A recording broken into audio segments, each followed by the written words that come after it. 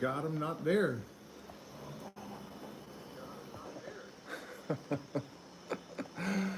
Oh man, how's it going, guys? God, I didn't even brush my hair. You know, I mean, some of you guys probably follow me enough to know that I haven't been well, and I haven't made any videos or live streams for a while. I guess I have severe liver damage. I don't really know. Well, I mean, I guess I do. I got really sick when I was like 21 years old, and the only thing that really helped was pharmaceutical painkillers. And I mean, it cost me all the best years of my life, and you know, between the illness and ending up addicted to painkillers, uh,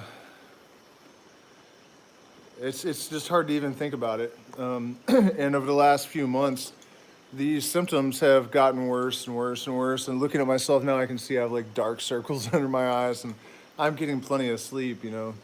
So, I mean, and don't get me wrong, this isn't going to be depressing. I do have some interesting stuff to talk to you guys about. And I'm also going to address this racist asshole, Huasi Pungero, that keeps trolling my videos in case he's watching. And I mean, I understand why he hates white people. I kind of do too. Uh, and you know, I know indigenous people hate it when white people say, you know, I've got indigenous blood too, but in my case, it's true. Black elk is actually a very close, well, let's see, my great grandfather, I guess. Um, so, uh, I mean, this guy, you know, assuming he's Ecuadorian, he's probably got some Spanish blood too, you know, some conquistador in him. So we're not really that different. And, you know, before I go any further with talking about my health or our plans to, you know, he's asking when I'm going to leave and go back to Europe. I'm not really from Europe. Only one side of my family is from Europe, actually. So I'm trying to get back to the United States as soon as I can for a number of reasons. But what I wanted to say is that, you know, I understand why you hate white people and you want me to go home. But we're not all the same. And when I've heard gringos, you know, they'll tell me, don't tip 20% because then they'll come to expect it. I'll get furious at them. And if I didn't come here and see firsthand the exploitation economies, that I mean, I knew they existed, but I didn't know the extent of it. I didn't know that people from European countries and from the United States of America have come to believe that it's normal, that it makes sense that they should have that privilege to stand on the backs of brown people and exploit them to make their lives easier so that they can retire somewhere beautiful and it's not going to cost them a lot of money. I'm disappointed too, by the way, that I don't have the camera because I know the selfie camera is not as good, and a great supporter and good friend just came to visit us. Unfortunately, I think partly because of my health, it was a chaotic. I don't even want to talk about it really. I mean, but it is, you know, things happen for a reason, and that's going to be one of the main points of this live stream is that, you know, I'm always talking about how there's like a greater mind, and that, you know, if you don't want to invoke like the God or even like a spiritual dimension, I think that when you expand your consciousness, you will come into some kind of awareness of these sort of phenomena that imply at least some kind of supersymmetry in the energy or the wiring under the board. And I'll get to the stories of what elucidated that. So, you know, I'm just saying, Huasi Pungero, yeah, I'm going home because I'm sick and because COVID has taken my job, basically. You know, we have to leave, but I was here to help, you know. I mean, when I saw people exploiting and taking advantage and coming here with wealth that they don't want to share with the people that are working themselves to death in their front yards for $3 an hour. I mean, you know, I made a lot of enemies calling people out for their disgusting positions on this stuff. So go fuck yourself, you know? I mean, you can't do that. You can't the generalization you're making that drives you to hate me is the same kind of mentality that led to the oppression and suppression of your people, by people who have absolutely nothing to do with me and my family. So, you know, our loyalty is to righteousness, not to race or culture. And I think there's a powerful lesson in that, for you. I just think that you're driving me out of here is not going to help anyone, really, if that was your goal, you know. So I've just, you know, you guys, I'm not sure if I'm going to shut this channel down or what, but I'm definitely going to start some other channels. I know that a lot of you guys used to watch this channel for the metaphysics and the plant medicine, and I've been talking a lot about cryptocurrency and what's going on, man. And, you know, values investment and all of these sort of like more practical, pragmatic things. And part of that is just the fact that that's what I'm focused on right now because, you know, I have a family and COVID really upended our lives. You know, I mean, Ecuador is not really a hot tourist spot anyways. But I was a pot grower, and when that fell apart, I came down here and started facilitating ayahuasca ceremonies, and now no one's coming. And, you know, I just got a job here in the Amazon, sort of, and people were coming for like a week, and now no one's been here. The electricity's shut off at the retreat because they can't even pay the bills. My health has gotten to the point where I can't take responsibility for other people anymore, I've realized. So we have to go back home. And, you know, we lost like half of our patrons. I was talking about shutting the channel down. I mean, at this point, it's difficult for me to justify putting in the time editing videos and all this, you know, I mean, I do appreciate those of you that do support us, but it's just kind of gotten to the point where it really just doesn't make sense. The live streams are one thing, you know, we were demonetized too, you know, so by the way, you guys, we really do need your support. We need to go back to California. It's going to be really expensive. Also, I'm going to see, okay, so let's get to the synchronistic stories that are my real message, you know. I started this channel basically to share my stories and to just promote this, not promote, but encourage people to at least be open to something more than what you get from reductionism, from the deterministic perception of the universe. I've had all these experiences that just, I mean, I know better than to make absolute dogmatic interpretations of subjective experience. That's not wise. And, you know, that's where religion comes from, and that's why, you know, I mean, people get blown up, and I think that when you decide that you know, you cease to grow, you know, and BS is an abbreviation for both belief system and bullshit for a reason, you know. That's the symmetry. These sort of parallel opposites with these relationships like that, you know, almost complementary antinomies that are actually the same thing. And so what I'm getting to with this whole symmetry thing and the recent stuff that happened that really it just continues to reveal to me that there's something more to the universe than just blind, dumb matter. And, you know, I always offer this caveat that I borrowed from Terence McKenna, that it's good to be open-minded, but you don't want to become so open-minded that wind whistles through your ears. So you have to, you know, maintain some skepticism and stay rational about things. But I think when you're not open to this stuff, it precludes the experiences, right? I mean, some of the things I've seen suggest to me that if you really are convinced that there is no possibility that there are UFOs in the universe, UFO could land on your nose and you would still just claim that it's not there. I mean, people do this in the political arena on both sides of the lane all day, every day. Otherwise, perfectly normal, rational people just. And I'm gonna give you a few examples later. I don't want to talk about it now because I know how people react to politics. But one of the main themes of these experiences for me are these 1111 synchronicities. And before you navigate away because I've just gone new agey, I would just offer that, you know, if that's the kind of thing that turns you off, it turns me off too. But, you know, just because new agers have embraced something doesn't necessarily just mean that it's automatically dumb. I mean, by and large, I would agree, you know. I mean, I'm sorry if you're a new ager, but muddle-headed mysticism is like the norm in the new age community, and it's true, you know.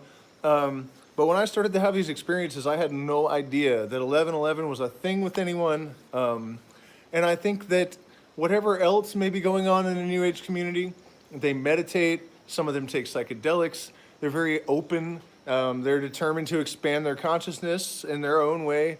And so they're going to get some kind of results. If you do certain things, certain results will follow. And so I don't think it's really fair to just totally dismiss or discredit something just because of this association, although it doesn't help. These synchronicities that involve 211s, you know, they happen to me so much that, you know, I made videos about them.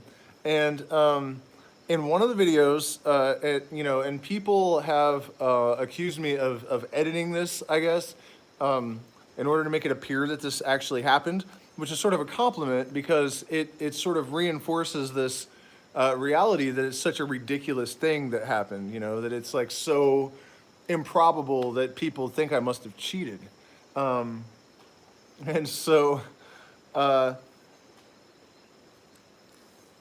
was talking about these synchronicities involving 211s, and in the video somewhere, and I'd already made an 1111 synchronicity video, and so I was going to put a link in the corner somewhere so that to the 1111 video that I already made whenever I mentioned the 1111 synchronicities, and so it took me forever to find it, and it was a long video. It's like 31 minutes, and we had shot it in 4 different locations over the course of like 3 weeks. And so, you know, editing this on purpose would have been really, really difficult. And so eventually I clicked right on the 1111 minute marker, and you hear it come out of my mouth perfectly. By the way, it's the Phoenix Process video if you want to look it up. It really disappoints me that not a lot of people have watched that video because it really is just crazy how that happened. And so, hello, Carlos. And so this friend that had come to visit us, we were talking about that video and that what happened there. The night before, he brought me a phone too from Europe, and I dropped it in a store, I guess. And so we went back to the store to see if the phone was there, and sure enough it was. Real testament to the honesty of people here. Guy wouldn't even take money. I tried to give him $10, you know, and he's like, no. And, you know, when you consider that people only make like $3 an hour here, that's, you know, $10. So anyways, we're walking out of the store, and there had been all these synchronicities already. And I can't remember what prompted it, but I happened to pull the phone out of my pocket and hand it to him or show him something right as he said the word synchronicity, and we both looked at the phone, and it was exactly 1111. And, you know, it was like we were literally talking about that with those numbers the night before. And it's not, that's not the only instance either. It was a constant thing. And so let's rewind a little bit and talk about what set that up, because this is what's important. Carl Jung was a Swiss, I think he was like the father of analysis. I don't know, maybe Freud is actually credited with that, but there's definitely like a Jungian school of psychoanalysis. And he basically said that what he noticed, he coined the term synchronicity. I don't know if I said that. He basically noticed that when people started to bridge the conscious and the subconscious mind, that these meaningful coincidences would accelerate. They would start happening really, really rapidly, and the improbability factor would become like ridiculous, just absolutely rabbit hole insane. And so this friend of mine had no relationship with his unconscious mind prior to this. We had one experience with medicine that it devolved in a complete and total chaos, and really, really difficult, I think, for everyone. Didn't really end well. It seemed like it all happened for a reason, but in keeping with Jung's theory of synchronicity, these experiences of synchronicity just snowballed after the ceremony and continued. I don't. He's in Peru now. It probably is still happening. So, I mean, I'll give you guys a couple of examples. So, we were the next day walking in town, and we ran into a white woman, which is not common here. You just almost never see white people at all. And for whatever reason, she said, "Hey, you guys should just come over tomorrow." And we hadn't really even spoken to her, so it was a little bit strange. And so, you know, and I've been here for a month or so, and I had never seen her before. And so, after the incident with the phone and the 211s, we went to a restaurant to eat breakfast and talk about what had happened. And, you know, he said, "I'd really like to run into that woman again because I feel like we need to find a female shaman." And female shamans are not very common here. I think the Shipibo maybe have more like female shaman medicine women. But here it's definitely a more modern development. It's definitely been a man's job traditionally. And so we walk out of the restaurant and there's that woman again, like right there, you know? So this is like the second time I've run into her, you know, in a matter of a couple of days. And I'd never seen her before. And so we end up at her house, and sure enough, she knows a Shipibo shaman that happens to be here in this tiny little town of Misawai. The only one, you know. So we're looking for a female shaman, and we find like the one person that could connect us with this one female shaman in the entire area. And so, you know, that was like one element of it. And the significance of all that is because one of the characteristics of these synchronicities is that they tend to be meaningful in the sense that they're going somewhere, that they lead to some kind of conclusion that has some kind of significance for the person that's experiencing them. And so my problems with my liver and my health, and at this point my cognition, I mean, my brain is not really working as well as it once did. I watched some old videos the other day and I didn't have to edit. I mean, I was just like articulate and clear, and it's just much more of a struggle for me now. And so I didn't actually go with him.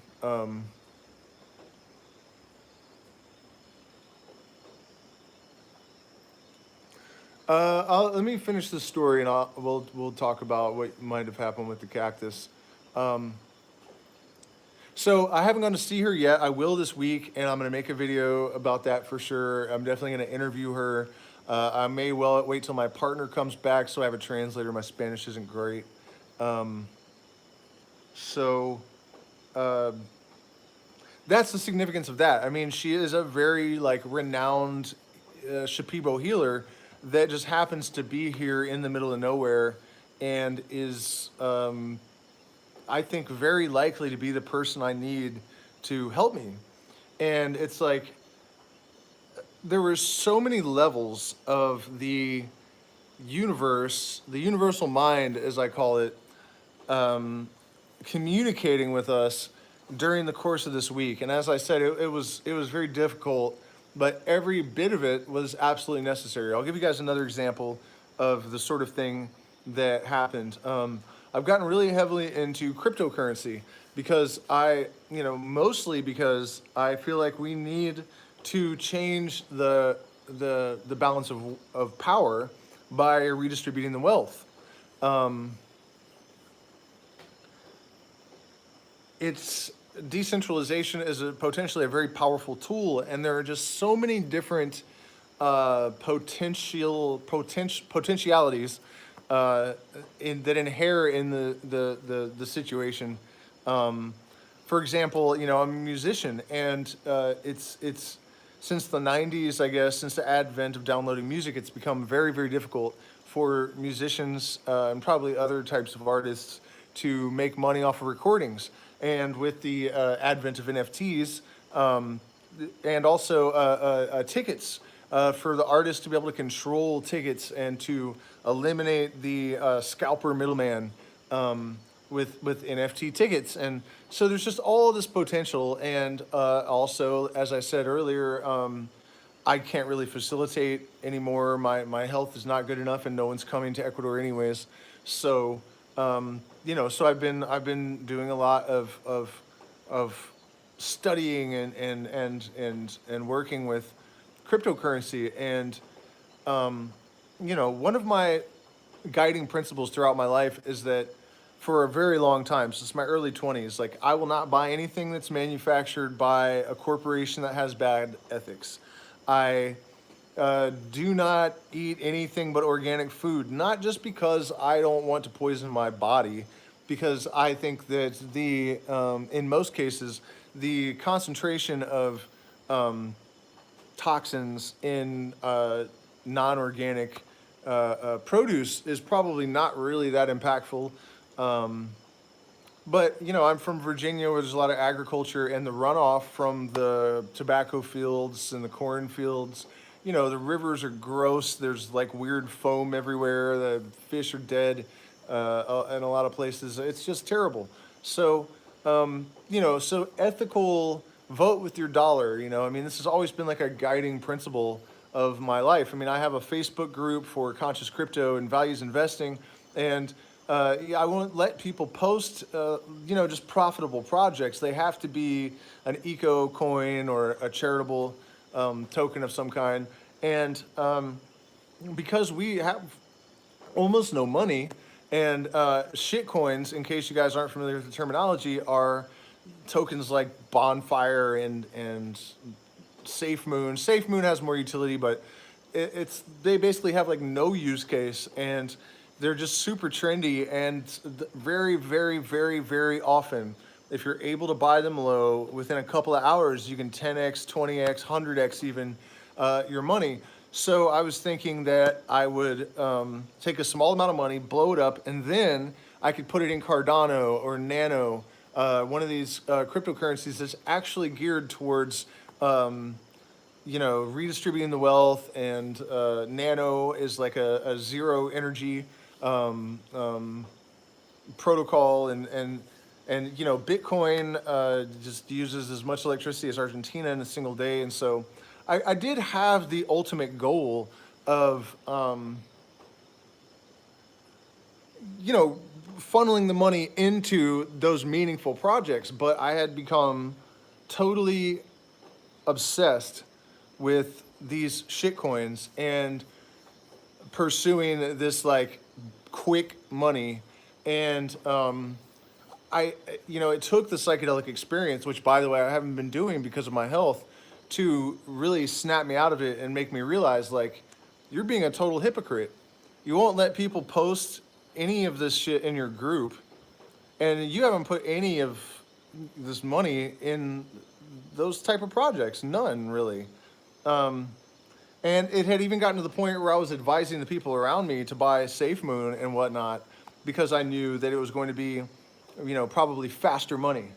And so after getting scammed a couple of times and just, spending all of this time absorbed into this shit, I was on the bus riding back from the nearby city, and I had this thought that I should pull everything out of the shitcoins, even though I was at a loss at the moment, and put it into projects that I actually believed in. And I told my friend this, I was like, and watch them explode because I've done the right thing. I mean, this is what I'm always preaching. This is what I have to do. This is what I tell everyone else to do. And it's not that I didn't intend to do it, but I wasn't doing it. And I still didn't do it. And I got scammed. And the eco-friendly conscious projects that I should have been, I could have just put the money in there and forgotten about it. Like, we've been staying up late at night, watching charts and obsessing, bickering because the stress level is so high. I mean, in the last 2 to 3 weeks, I've been more stressed than I've ever been in my entire life. And my health is bad, and we don't have any income, and we have a baby, and so that kind of makes sense. But the crypto thing has not helped at all, And so after I had this thought on the bus, I got home, and Elon Musk had said, Bitcoin, we're not going to accept anymore because it uses so much energy. And it was just an hour after I had this thought on the bus that I needed to redirect my energy into these projects that I actually believed in. And so the quick buck projects either turned out to be scams or they just tanked. And tokens like Nano that are zero energy and Cardano, which, I mean, that guy, by the way, if you guys are looking something to invest in, it's one of those rare opportunities in life where you can make a lot of money very quickly and also have a really positive impact. That guy, Hodgkinson's, I think is his name, really is sincerely trying to have a positive impact. And so the point is that because I think of this comment that Musk made, not only did Bitcoin go down, but the only stuff that was going up while everything else was tanking were these coins that I should have invested in the first place. So when I talk about synchronicity and when I talk about connecting with the intuition and the importance of all this stuff and how it can be used to guide you, that's what I'm really talking about, You have to be careful because people will read too much into these experiences. They'll make crazy interpretations, and you can trigger the programming from whatever religion that you have been. Suddenly, you experience something that's preternatural, and you decide that you believe in Jesus, and you become one of those wackos. That's not advisable either. You know what I mean? But there is real value. The intuition is a real thing. The universal mind is a real thing. And when we don't listen to it because we've become so disconnected from it, we actually do suffer. And when you don't act in accordance with your higher self or your fundamental values or however you want to put it, whether you're aware of it or not, you are going to fall out of sync with the universe. All systems in the universe are tending towards homeostasis, and we are part of a system. And so our natural tendency is to find this homeostatic relationship with the universe around us. And if we just learn to do what is what we're compelled to do by our inner nature, I think what we find is that it is it's in the best interest of the individual and the collective. Speaking of lessons that have showed me not that I didn't already know this, but that the acting in the interest of the collective is in the best interest of the individual, which is something you know, that mathematician that movie A Beautiful Mind was made about. Um, Supposedly he proved this mathematically, and I only say supposedly because I can't check the math myself because I don't have the kind of training that would be required to read his formulas and check. But I believe the people that say this because it just makes sense. And this ironically is what got me into trouble because it was just the one time that I'll tell you the story because it serves two purposes. So one of the reasons that these shit coins pump is because people have formed groups, like the Reddit thing that they did with GameStop a while back, the pump and dumps, right? That's how these shit coins work. What people do is they just kind of build a community around one. The what do you call them? Discord groups and the tele fucking whatever. You know what I mean? Those those groups, Telegram. They pick one, and then everyone coordinates, and then they pump it, and then the best group that I was in, the whales would even warn you like they're about to sell because then the price will drop, and so everyone buys out for a second, trades out of it, and then when it hits the ground, you eat the dip, and then you go back up, and everyone makes a ton of money.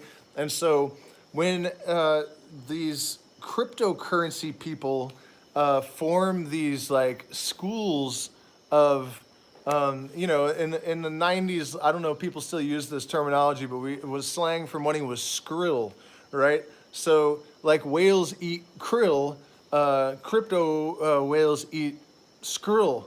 And so the little schools of fish and the whales work together to make these meals for everyone. And the people that screw it up are the ones that are all for themselves. If everyone waits until the price is driven really, really high to just sell off a little bit, and they all do it together, then everyone prospers. But when you have the people that are selling off big lots when it's not part of the coordination, everyone suffers. So I really thought that was just a really powerful expression of how these collective efforts and this group mind, the acting as to breathe in union and survive another day, you know. So yeah, but so what happened to me though? Because I didn't go home and just trade out of all the shit coins and put it, even though I had this thought that you need to just try this because you need to prove what you're telling everyone, that if you act in accordance with your own principles in the universal mind, things will just sort of magically work out. It's true. I've tested it a million times, but I think, you know, I was kind of desperate. You know, I'm not feeling well. I was terrified. So I was acting out of fear. And another thing that I always say is decisions made coming from a place of love are always correct, and those coming from a place of fear are always wrong. So I knew better than all of this, you know. So I didn't do it, and I got into one of these pump and dumps, and it was this, I'm not going to say his name, but it's a YouTube influencer that was living in his car last year, and so he created the kind of Discord pump and dump group that usually you have to pay a lot of money to be a part of, and they were extremely effective. They would just pick something, pump it, everyone was making 6 figures a month. You know, I mean, it was just too good to be true. But the guy that was running it, his ego got huge, and they picked one that he didn't choose. And so he came in and started saying all this bad stuff about it because he was mad that everyone was pumping it in his group without him having called it. And as soon as he said something negative about it, with everyone was just putting all their money in, it just shot down in seconds. It all just collapsed. And so, you know, at first I was kind of resentful, like, man, I thought the universe was trying to help me here. You know, I'm just trying to like get ahead so that I can have a positive impact. Because in this world, whether you like it or not, you know, some of the parameters of how things work are dictated to us and not so much by us, at least for the time being. And so, one of those is that money is power. And so we got to have the right people having some power, or else we'll never change anything. And that was my excuse, right, for putting energy into something that I shouldn't have been putting energy into.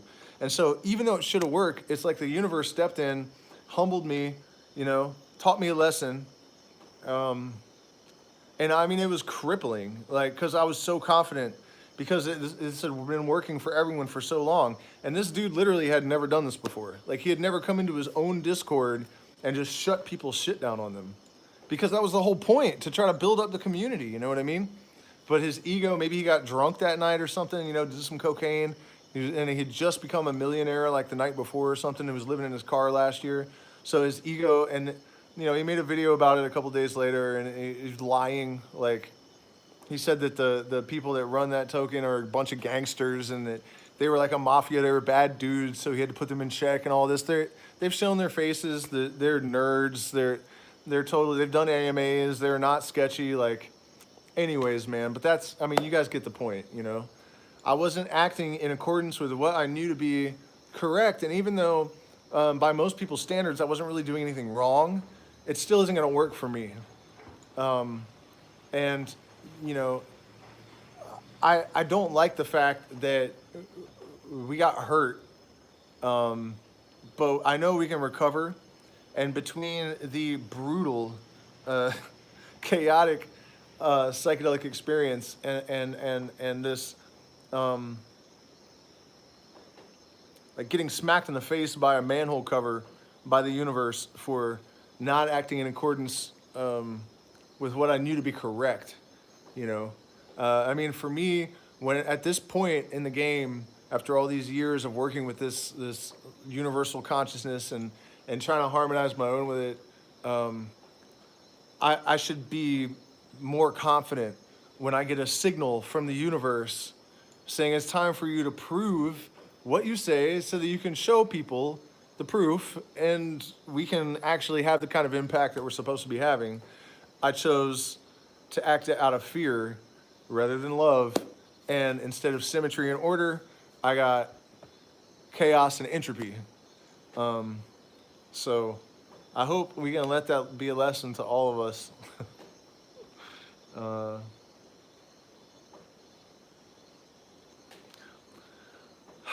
So what else, man? There are not supposed to be any anacondas in this area. Unfortunately, one of the impacts of COVID, and it's not just COVID. I know a guy who's one of the locals whose grandfather is a shaman, father is a shaman, and not one of these shamans. He won't even work with tourists. So I am determined, by the way, to get this guy to talk to me in the next few days, because I don't feel like I'm really a tourist. I've been here for 3.5 years or something, and I've been studying this stuff my whole life. I'm not a tourist, So maybe, I'd really feel honored to get to work with this guy a little bit, or at least to get him to talk to me on camera. Yeah, red pill moment for sure. But anyways, the guy is a jungle guide. What I was saying is that people have eaten all the animals. The boas are gone. The parrots are gone.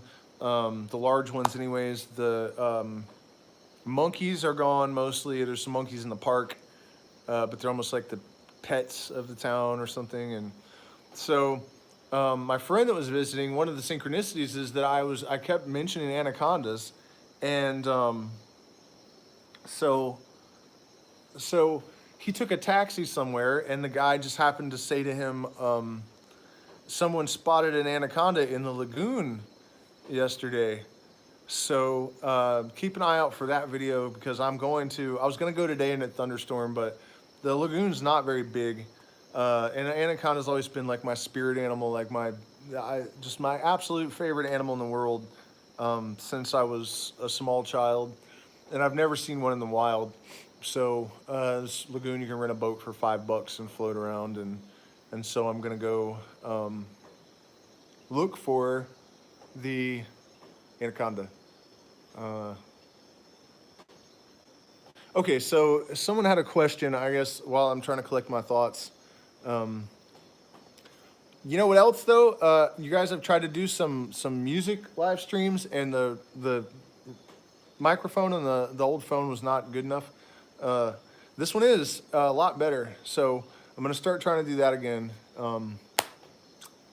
So while I'm trying to remember, what was the question about? Okay, so harvested 16 inches of San Pedro and boiled it down and drank it all, and had a basic trip.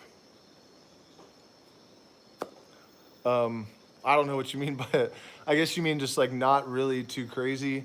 There's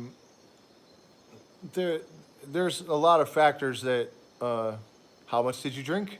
Was it a young cactus? Also, cactuses can vary tenfold in potency from one cactus to the next, even within the same species, in the same area, in the same forest. So that could be the cactus. I mean, I really don't know. There's just so many variables.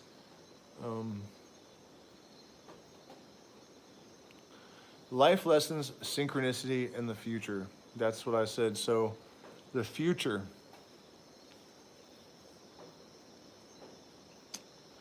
Man, it's just really difficult to evaluate anything anymore. Yeah, it would be good to see the anaconda. Yeah, it would be good. It'd be good to see the anaconda. So, what I'm saying about that, you can't evaluate anything anymore. When I first got into cryptocurrency, for example, we were all really, and still are, really excited about the possibility of redistributing the wealth, about decentralizing, taking the power away from the big banks, and one of the reasons I've had so much trouble succeeding is the fees on the dexes. And I can remember when people were building up crypto, talking about how taking out the middlemen was going to be such a big deal. And now here we are, like, you want to swap a token because you're trying to day trade and you're paying gas fees, even if you don't successfully swap the token. So you can fail, PancakeSwap can fail for no fault of your own, and you still get charged a gas fee. The Ethereum gas fees, I didn't know even the first couple of trades that I did that they did this, and like $60 would just disappear. And you can't really track the price while you're doing it. So I just assumed that it's so volatile. I just thought that the price of the token must be fluctuating so much. I had no idea that it was the gas fees that are that high, because MetaMask only tells you what it's charging you for the swap. It doesn't tell you what the gas fees are from the protocol, I guess. So the point is, we thought we were taking the power out of the hands of the wealthy, and now every time Elon Musk farts, Bitcoin price drops by half or whatever. So this extraordinary influence that individual wealthy people have over the dosage is only going to become predictable when you have tried it. You have to find a cactus that you can get consistently, and cut clones. In order to know the potency, you have to try it. Because even once you cook it down to that resin, you still don't really know what the concentration of alkaloids are. And really, San Pedro cactus is not just mescaline. There are tons of other alkaloids in various ratios. So, I have made paste that I had to eat almost as much as if I was just eating like dried chunks of cactus, because the cactus just wasn't very potent. So I'm sorry. And when you're dealing with plant medicine, there's really just no way to get dosage. I mean, ayahuasca is even worse. It's Charlie Ponga can range about 14, or no, wait, not 14, 14 times, not 14%, 14 times, or more even. I guess, let's see, like point 0 or 0.7% up to like 1.7%. I don't know what the math is, but so you have one plant with the DMT content that ranges uh, that that far, and then you also have the 5-MeO DMT in Charlie Ponga that can be there's so little of it it has no effect, or it sometimes there's enough that it does have an effect, and then the vine itself, it seems that the even one vine will have just concentrations in certain segments and stuff, and not so much in others. There doesn't seem to be any rhyme or reason to it.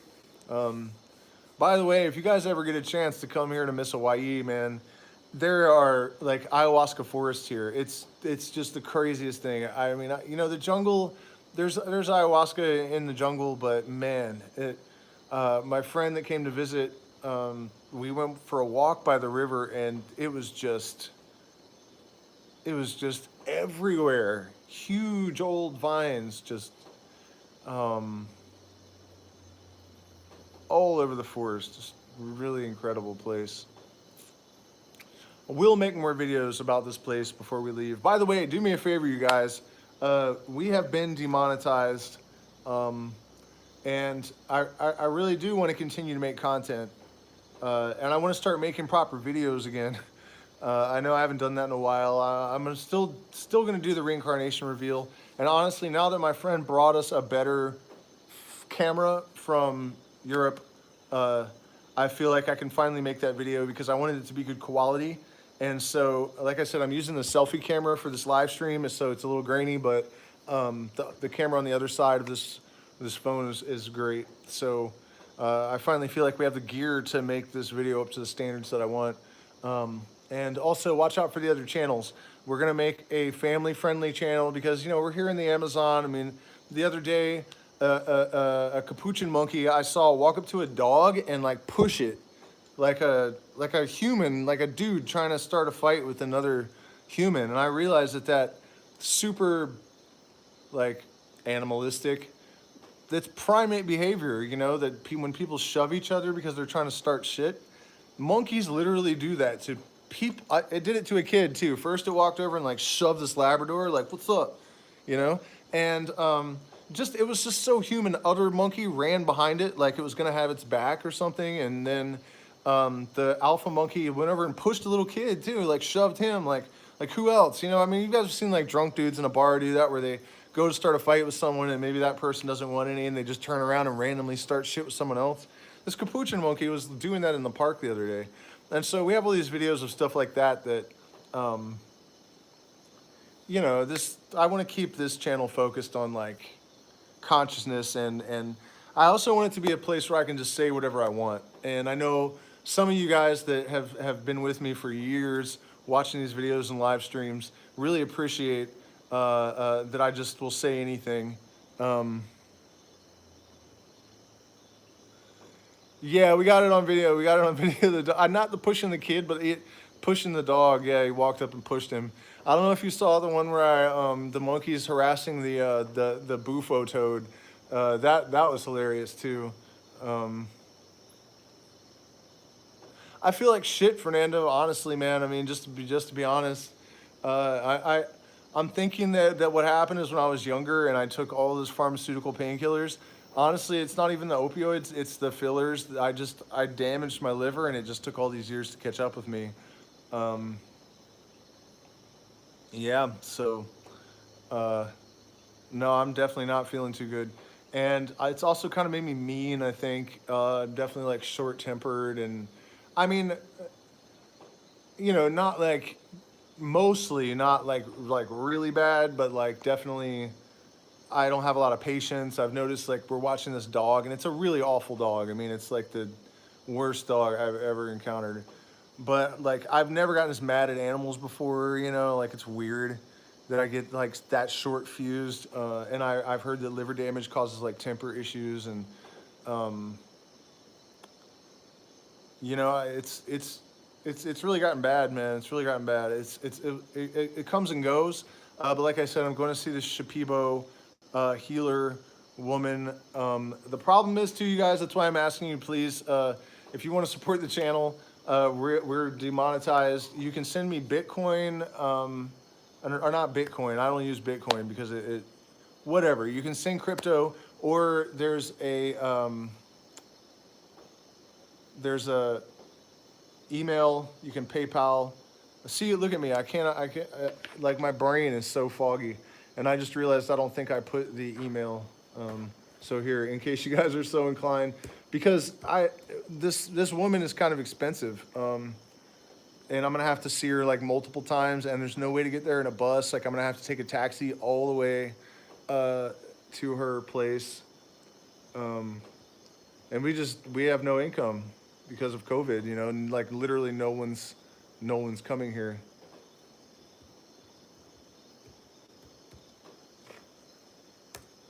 And you know, there's the email that you guys can PayPal if you want for support. You know, I don't want to get too much into the personal stuff, but I know that a lot of you guys do know me personally. Like I can see in the comments, so you might be aware that I've been trying to like sell this property here, and that we have this issue, and that's part of our problem. Like we weren't expecting to. This was supposed to be done in a year. No one could have predicted that my brother was just going to refuse to sign, and it looks like finally we're making some progress with that, which is really what we've been waiting for. You know, so. If we can get that done and we have a little bit to invest in some of this crypto. By the way, you guys, I know some of you are also crypto people. I forgot to mention this earlier. Polymatic, dude. That one, like super fast, low gas fees. Matic, it did like 50% a day all week a little while back. And you know, Cardano, man, if you want to make an investment in something that is actually going to change the world for the better, Cardano is at the top of the list. And the Ethereum guy is a douche. He's not a cool person. Fuck that guy. And Ethereum also is not eco-friendly. So Cardano dude was a partner with him, and they split probably because Vitalik or whatever his name is a douche. And you know, I mean, he's super sincere, I think, about really wanting to have a positive impact. And yeah, and so it's just finally started. I mean, I was so mad because when we still had money, we've had to live off of it. It's gone now, the money that we had to invest. But it was sitting in that Cardano because they were saying it was going to blow up in the middle of April, and we waited and waited, and there were all these opportunities we could have turned that money over. We just let it sit on Cardano. Finally, we had to use the money, and now it's blowing up. It's just so frustrating. But I did just contact them about being an ambassador, and so maybe I can get some airdrops for promoting. I'm not being paid to do this now. I just really do believe the guy. He's sincerely, yeah, invest in Cardano now, man. It's likely to 10x. You're gonna see good returns on it. And he's really seriously trying to have a positive impact. And I think that he is like an initiate of the mystery schools, and that's really important to me. It might not mean much to some of you, but it definitely means a lot to me. I noticed that his, what is it called? I'm not that technical, you know what I mean? The chain or whatever, the protocol they're running or whatever is called Ouroboros. And, you know, he's trying to feed people in Africa, and I think they've raised $5 billion already. I mean, the project's only like, I don't know, a couple of years old, and they have allotted $5 billion for charity already. So, by the way, you guys, I'm trying to, my friend is he owns I think it's an encryption software company, and I'm trying to get a coin going. I don't think it's really that hard, but we're going to call it ayahuasca token. And I actually would like to have a whole DEX where we have a token that each one has, the charity is tied to some type of psychedelic research. So like a DMT coin, a psilocybin coin, an LSD coin. So you could choose what type of research you're going to support. And then also like for the tribes, like a Warani token, a Shuar token, And so you could choose, and we would have like information about like what type of projects the different indigenous groups have, the Shuar Federation, like what they're up to and whatnot. And then one of the differences would be that, most of these charity tokens only do like 5% or something to charity. It's mostly just marketing. It's not really sincere. Although I should say that you can see, because of the public ledger, whether they're actually donating to the charities or not. There's one right now that the one that got me in trouble in that pump and dump the other day, called Schmegmars, which is a testicle cancer charity. And so, that's something that you look, you guys, shit coins are kind of dumb. It's true. But there's nothing dumb about generating a lot of money to put power into the right hands, or to, protect the rainforest or whatever. And I literally sit and watch, like, for those of you guys that don't know, like when you're looking at the charts, you can see the buys and sells rolling. Like when I was watching, I would sit there and watch when this was really bad, like a week ago. I was super sick anyway. There's nothing else I can really do. And I was trying to figure out what to do with the little bit of money we had. And I just watch these 6-figure numbers just rolling in, and these people are buying nothing. Like there's literally no product really being purchased. It's like literally nothing. I mean, so if you're trying to generate money to have some kind of impact on anything, there's literally nothing that comes close to the potential that cryptocurrency has. It's completely fucking insane, which is, one of the big criticisms that people have, of course, but it doesn't matter if it's effective. So what I was saying, I guess, is that, it's disappointing that we're trying to decentralize, we're trying to redistribute the wealth, and then we have like one guy that can make a single tweet and determine like the course of an industry. So that's not good. And then we were trying to take the power away from the banks, and now we just have the exchanges that are, and it's frustrating. It's really frustrating. There's another token that I kind of wanted to mention for those of you that are into this stuff. Safe Meme. Nobody knows about it. It's super cheap right now. And it is, rug pulls are super common. Everyone's getting ripped off. So they are creating an exchange where everything's going to be audited before it's even listed. So 100% everything you buy is a legitimate product. I mean, it's a brilliant. There's other stuff too involved. And no one is buying it yet. It's an amazing opportunity and just safememe.com. That's all you need to know. From there, you can make sure you get the right link. Somebody mentioned Refinable. They had a dummy website. That's one of the reasons that our money is gone. Because the website looked the same, and I got a bad link, and the money just disappeared, just gone. Like when you deposited it, it just like you watched. I thought the price was plummeting, which it was. So I didn't even understand what happened. Earthworth, yeah, I think Charles Hodgkinson is at least aware of this stuff because he's naming his protocol and his, I'm sorry, the terminologies are evading me, but, he's naming stuff after occult influenced, Ouroboros and also his general gestalt, I guess, or his principles seem to be consistent with the White Brotherhood, I guess. And I'm not talking about the Klan for those of you that aren't mystery school people. The White Brotherhood is like the initiates that work for the collective well-being, as opposed to the, I guess conspiracy theorists call them the Black Hats, although none of them wear black hats. I don't know of any secret society that wears black hats. You guys have any more questions for me? I'm trying to think like what.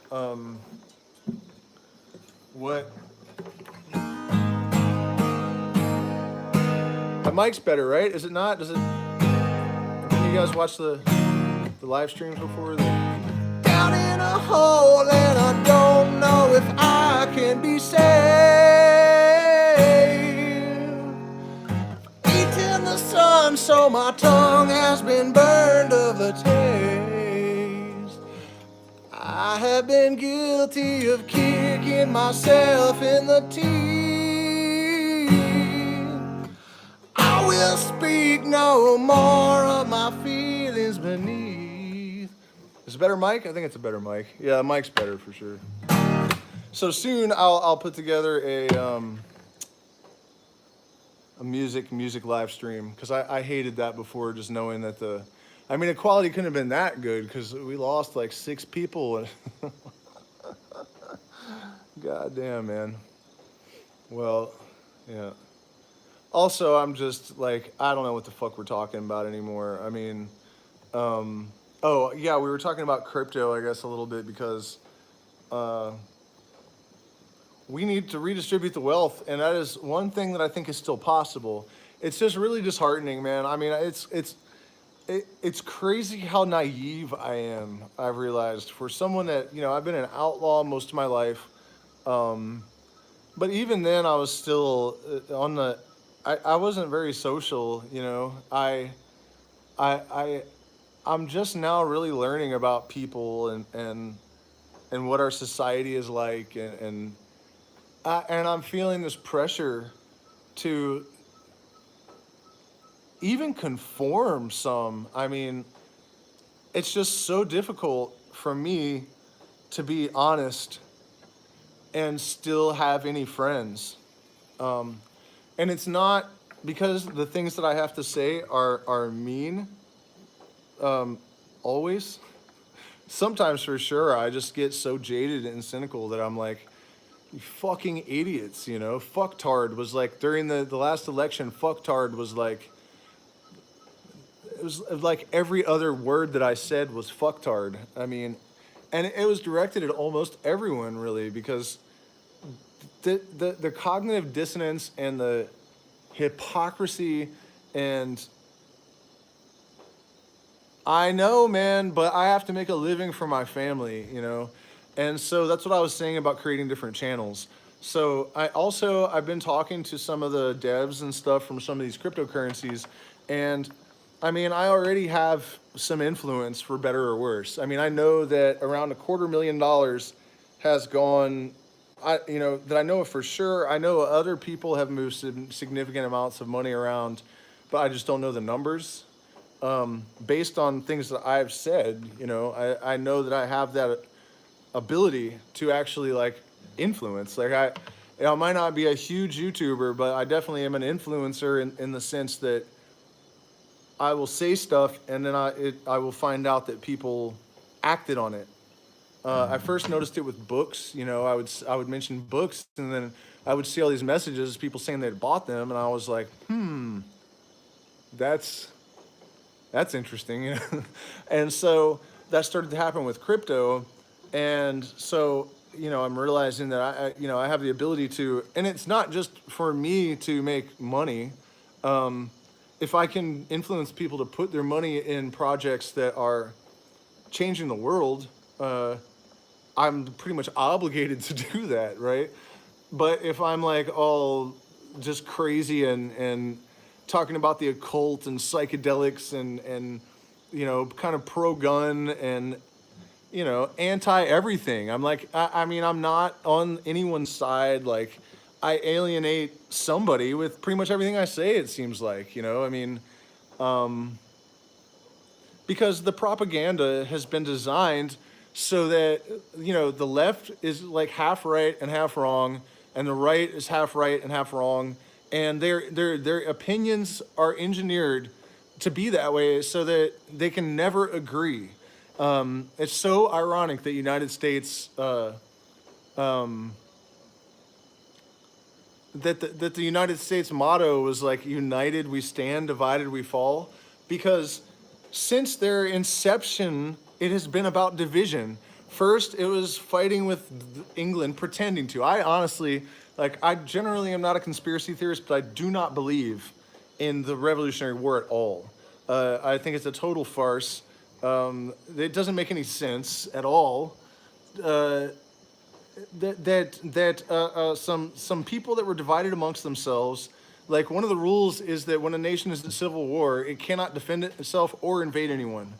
Like, and it's like the same thing with a person. If your will is divided, you can't hope to influence your environment sufficiently in order to execute your will, right? So a divided group of guys with homemade weapons defeated the British Empire, who could have called on all of its allies. It's just the dumbest fucking thing I've ever heard. And I think they tell you the stories when you're like 8 because you don't care and you don't have the capacity really to like think about it, you know? And then most people just never think about it again. Like you hear this shit when you're a kid and you're like rolling your eyes like, who cares about the stupid Revolutionary War? And you don't stop and think like, wait, how does this even make any sense? You're telling me that bad martial strategy of standing around in formations while guys hid behind trees and they were waiting until they were told to shoot. That was the British. You really believe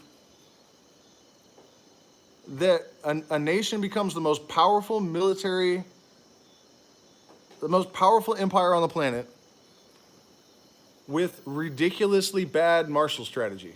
That's how that works. That's what you believe. That makes sense. That the British strategy for fighting was to stand around and only shoot when someone said fire in squares so they could just get picked off. Like, I mean, maybe if they were fighting France on an open battlefield and both sides agreed to this rule, but there's no fucking way that they're going to go fight guys guerrilla style in the woods and they're still just going to stand around and get picked off. Like, and that's why they lost. I think what really happened, and there's a book about this, the guy, the Real History of the United States or something like that, that basically, oh, and also like everyone that signed the almost every signature on the Bill of Rights or what was the thing, the Declaration of Independence, they all went back to work for the British Parliament after they set up the United States government. And they say that all of the people that when they were like, okay, so who knows how to run a government? All of these British operatives were like, oh, I used to work, you know what I mean? And they're like, so they just set the shit up so the tax money's still going to the crown. And then they're like, oh yeah, you're free from the empire, see you later, you know? I think it was just cheaper and easier to just be like, okay, you win, you know? So anyways, though, I mean, whether that's true or not, I'm not insisting that that's what happened. I just think that makes a hell of a lot more sense than this weird ass story we got when we were kids. I mean, it just doesn't seem to add up to me. And then the Civil War, right? And then now, I mean, I have been saying for years that when you can't tell the left from the right and the right from the left, like when the distinction between the parties starts to blur, that's when we knew we're in like the worst, biggest trouble ever. Right? And so now, I mean, you know, a lot of the stuff at the right, I've always hated the right wing. I still do. Like Christianity and rednecks and all of that shit made my life hell. I grew up in the South. I mean, these people have been my mortal enemy, restricted my freedom, jumped me and beat me up. I mean, I had to fight like people's 30-year-old uncles every time I started to win a fight when I was a kid, and I never started them. I mean, you know, I don't fucking like these people, but it's at the current juncture. I mean, a good example is like freedom of speech. When I was a kid, the right wing were the ones that were like, you can't say anything that Jesus doesn't like, and they were trying to suppress and take away our rights. And now they've got the left embracing like government control of everything, you know? But I'll give you guys a great look. I don't ever talk about politics because I care about politics. I care about consciousness and I care about enlightenment and I care about the gnosis, right? But I think that people have really bad misconceptions about what those things actually fucking are. And spirituality is not about coming up with a bunch of delusions and then seeing the world in conformity with your delusions, refusing knowledge that does not pander to your prejudice.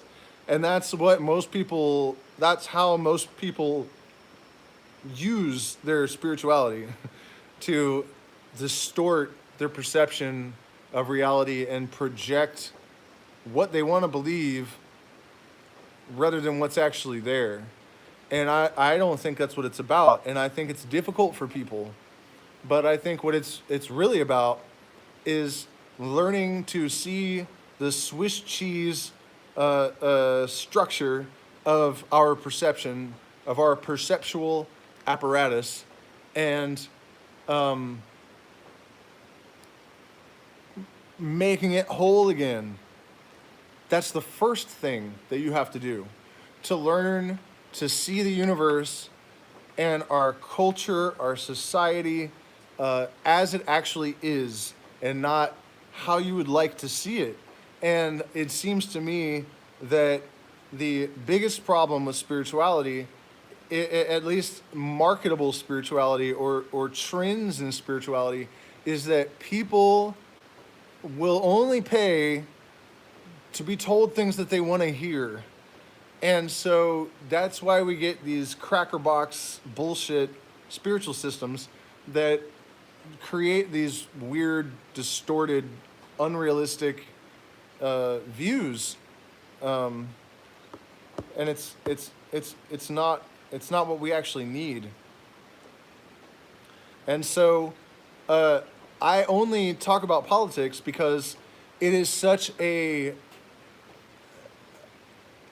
efficacious or an effective platform, it's a great example to facilitate elucidating and pontificating for your edification and amusement what cognitive dissonance really is and how bad it is. I'm not trying to take sides. I'm not trying to pick on anyone. I mean, 90% of the people in the United States are fucking morons. It doesn't matter whether, and that's not really what I mean. I'm being cynical and I'm trying to be funny. You know, I'm like Bill Burr or something. Like, people take me too seriously, I've noticed, like, and get mad at me for saying shit like that. I'm just kidding, sort of, you know? It's not really that people are stupid. They have been engineered. Their perception has been engineered. Their consciousness has been, the development of their consciousness has been oppressed. So I'll give you guys an example. And I'm using this because it is the most provable. You guys can look up everything that you know what I mean? Like, it's all out there. So the last election, and I don't like either one of them, right? I mean, I think Donald Trump is disgusting. I think he might be more sincere than Joe Biden. But the problem is, if you're shitty, sincerity is not really a great attribute. It just means, but I would prefer transparency in my villains, right? I mean, wouldn't you? So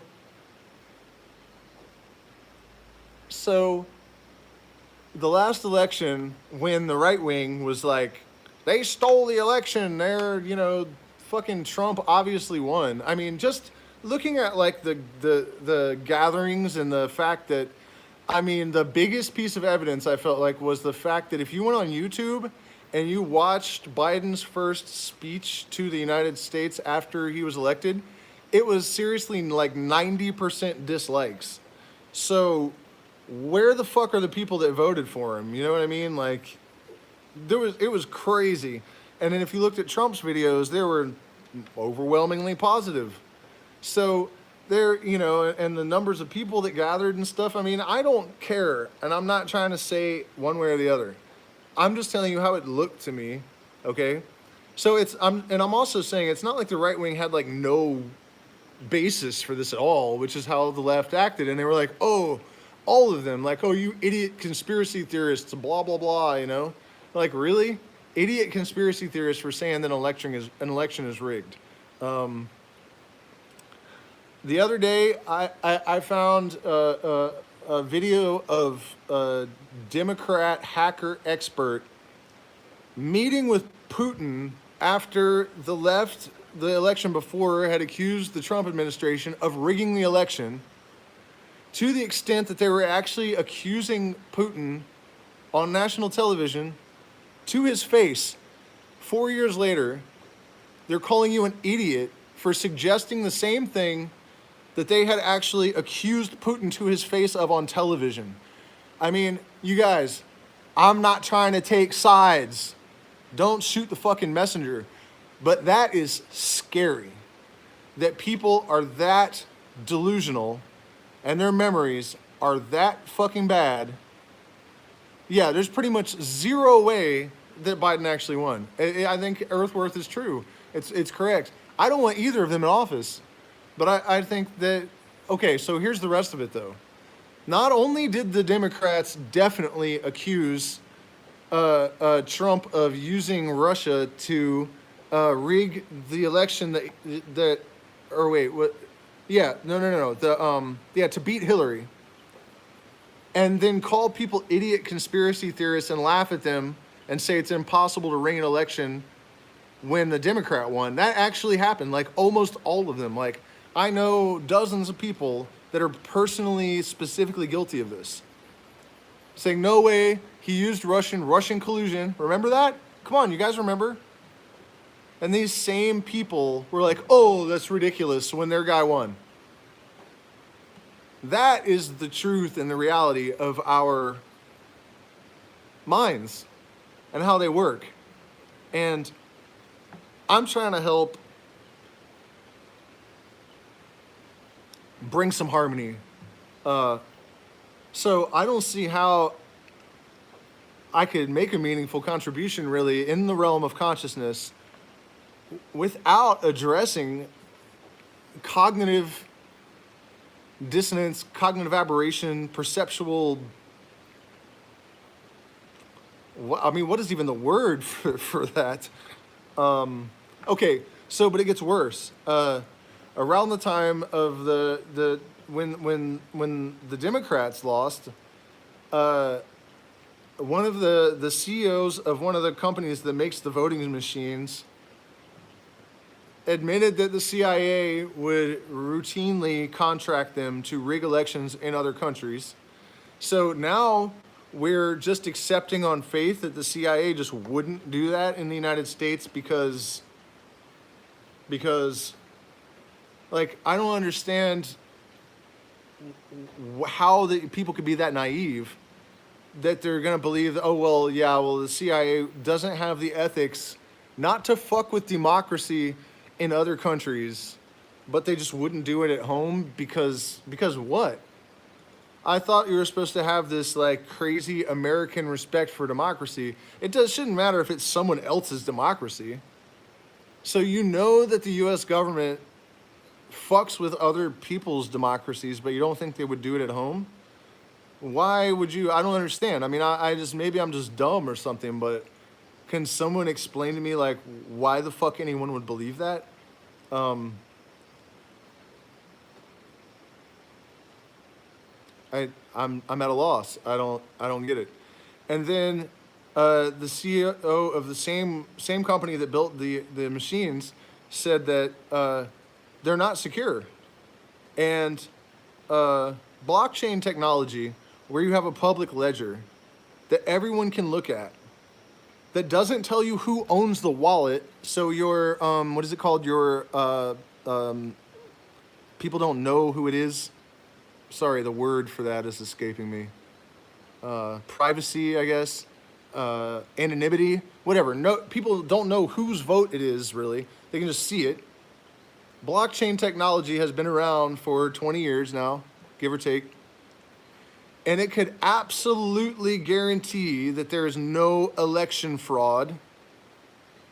Why didn't they implement it 2 fucking decades ago, okay, when the guy that was the head of the people making the voting machines told them that they weren't secure, admitted that they use rigged machines to rig elections all around the world under contracts with the CIA. And an 11-year-old girl hacked one of them in under 3 minutes and changed the results.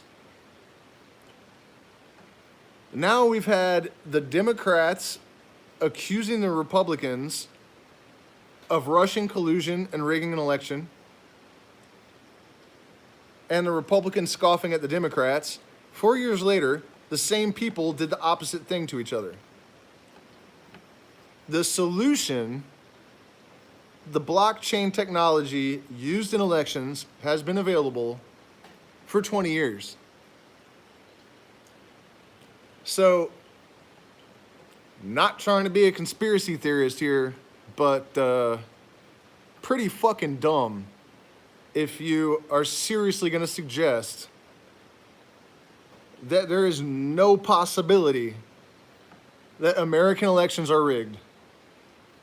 Like, seriously? Seriously. And for my purposes, it's really just about looking at the psychology. It's about looking at consciousness and understanding that, yeah, blockchain voting is the only way to have a free and fair election.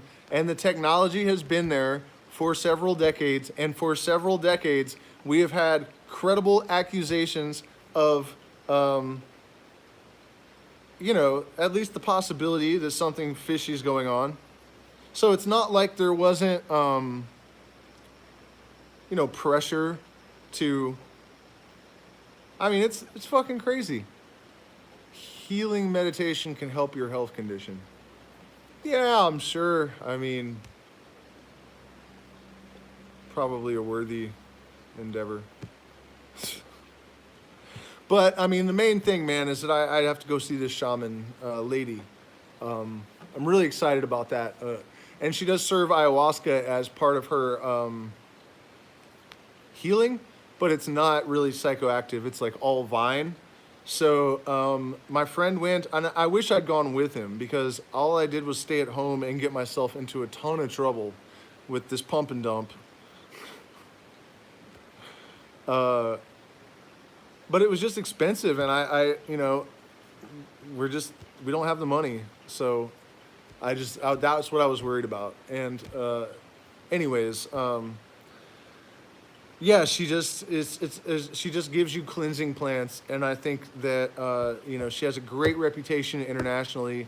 The Shipibo have the most encyclopedic knowledge of medicinal plants in the entire Amazon basin, and part of my journey with working with all of these plants is that I keep track of clinical studies and scientific research. And every single time I look, what I find is that when they study in the laboratory, they basically just say indigenous use substantiated. Like every single plant, every study, and almost every claim that is made by the indigenous people about the plants. So I really do have high hopes for this situation. By the way, if you're just dialing in, I hate to do this pitch again for those of you that have already heard it, but we're demonetized. My health is not good, and trying to raise money to go and see this lady in the jungle. We lost half of our patrons last month. Yeah, I would like to keep making this content and also not die and go home to California. So there is the bluekers@gmail in the chat. If you want to make a PayPal contribution, you can also contribute cryptocurrency.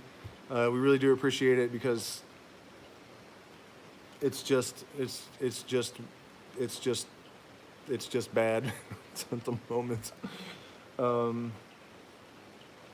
Man, so okay, so what else, you guys? Do you have questions? Oh, somebody asked me about the Fibonacci sequence.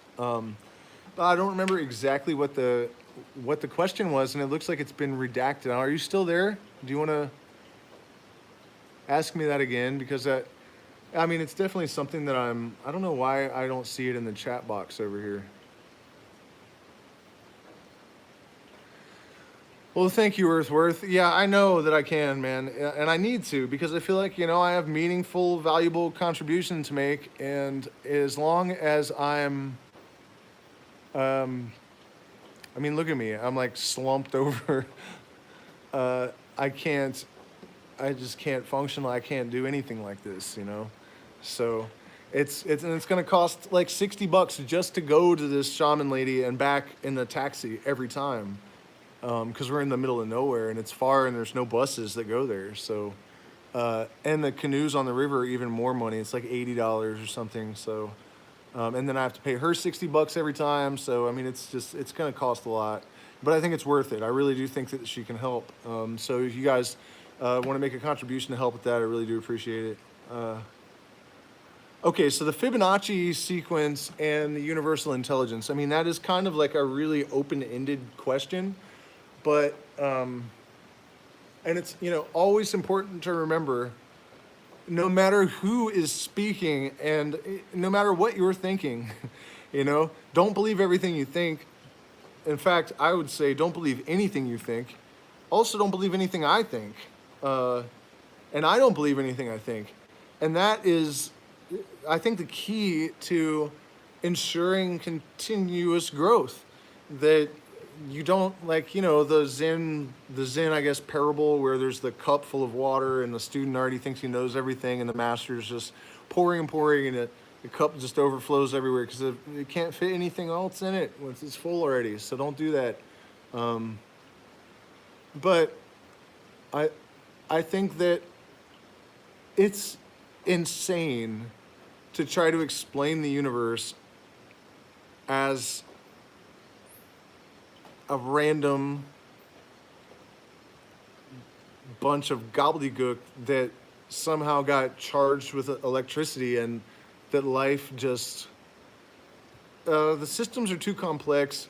Evolutionary biology, I mean, I do think that evolution is real. I don't think it's,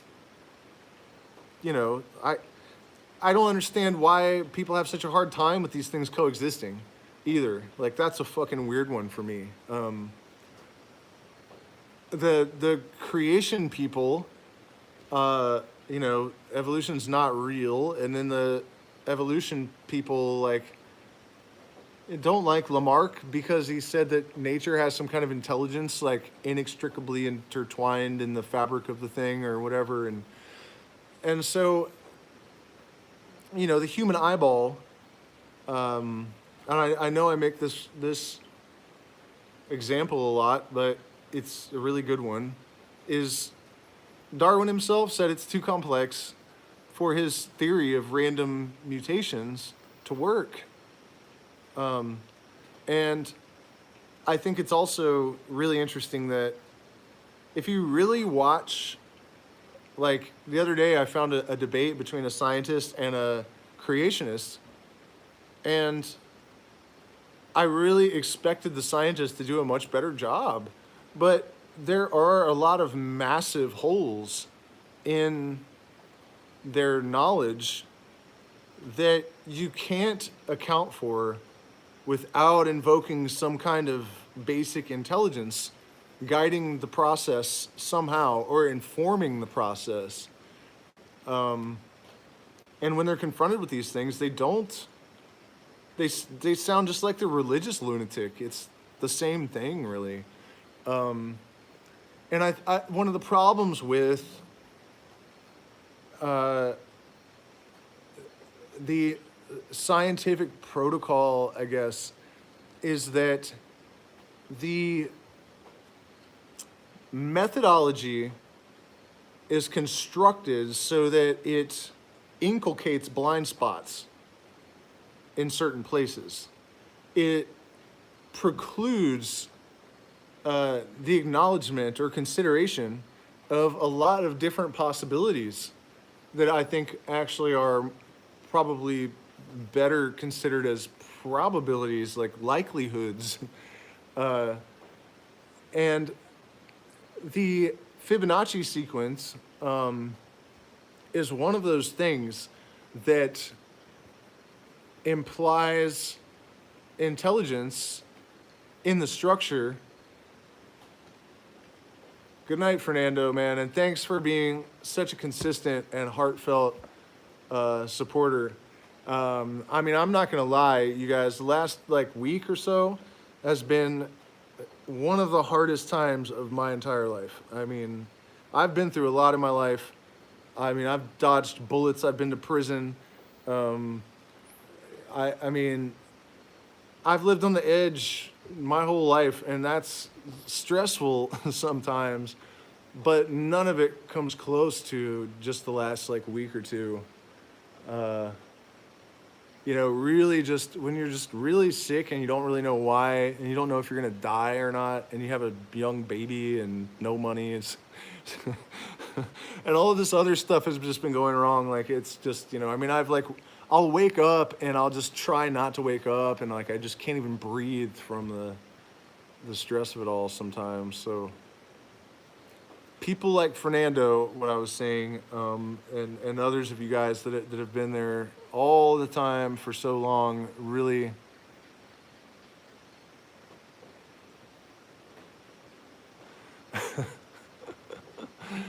you know, it's shocking for me that $60 is a lot of money for me, and it's not so much even that if it was just one time, but you know, I'm just thinking about over the course of a couple of weeks. Yeah, it's shocking for me too. I mean, this is a new thing for me. I honestly have never really had to worry about money before. Oh, and that's something I was going to talk about a little bit earlier I was talking about life lessons. You know, I just turned 42 yesterday, which is weird. I never thought I would live that long. I thought for sure that something would kill me, or I just thought the world would end, or I don't know what. I mean, it's one of the reasons I didn't plan for it. I didn't think I would ever make it that far. I didn't want to either, really, you know. I thought life ended at 30, you know. But what I was saying is that, you know, having lived outside of society my entire life and really, really not having any love for the mainstream, like normies, like, you know, earlier I was talking about how I'm realizing that I have to make some concessions. You know, I have a family and bad health. Like, I've got to start watching what I say in social media. And, you know, I've approached some of the devs from some of these cryptocurrency platforms that I want to support about shilling for them. And I know that they're not going to want to associate with psychedelics and occult stuff and all the kind of craziness I talk about. And so it's really, really difficult for me to make any kind of concessions, because I don't want to use the word hate, but I really, rubbing up against just like normal modern society, it makes me feel gross. Like,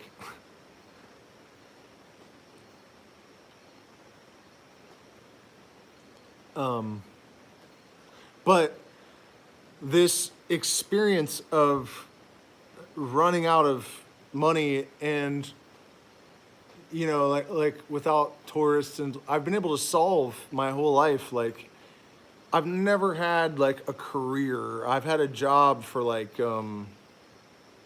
a couple of years, I guess, when I was in my early 30s, when I got out of prison and I had to have one.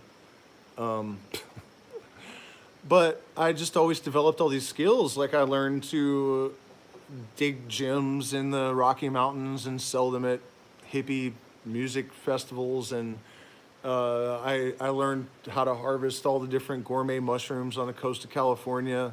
And, you know, I figured out like niche things I could do, so that I wasn't rich, but I always had like, you know, a few $1,000s in cash in my sock drawer and a nice car. I mean, when I left California, I had a BMW X5 and I don't know, some $40,000 SUV truck thing.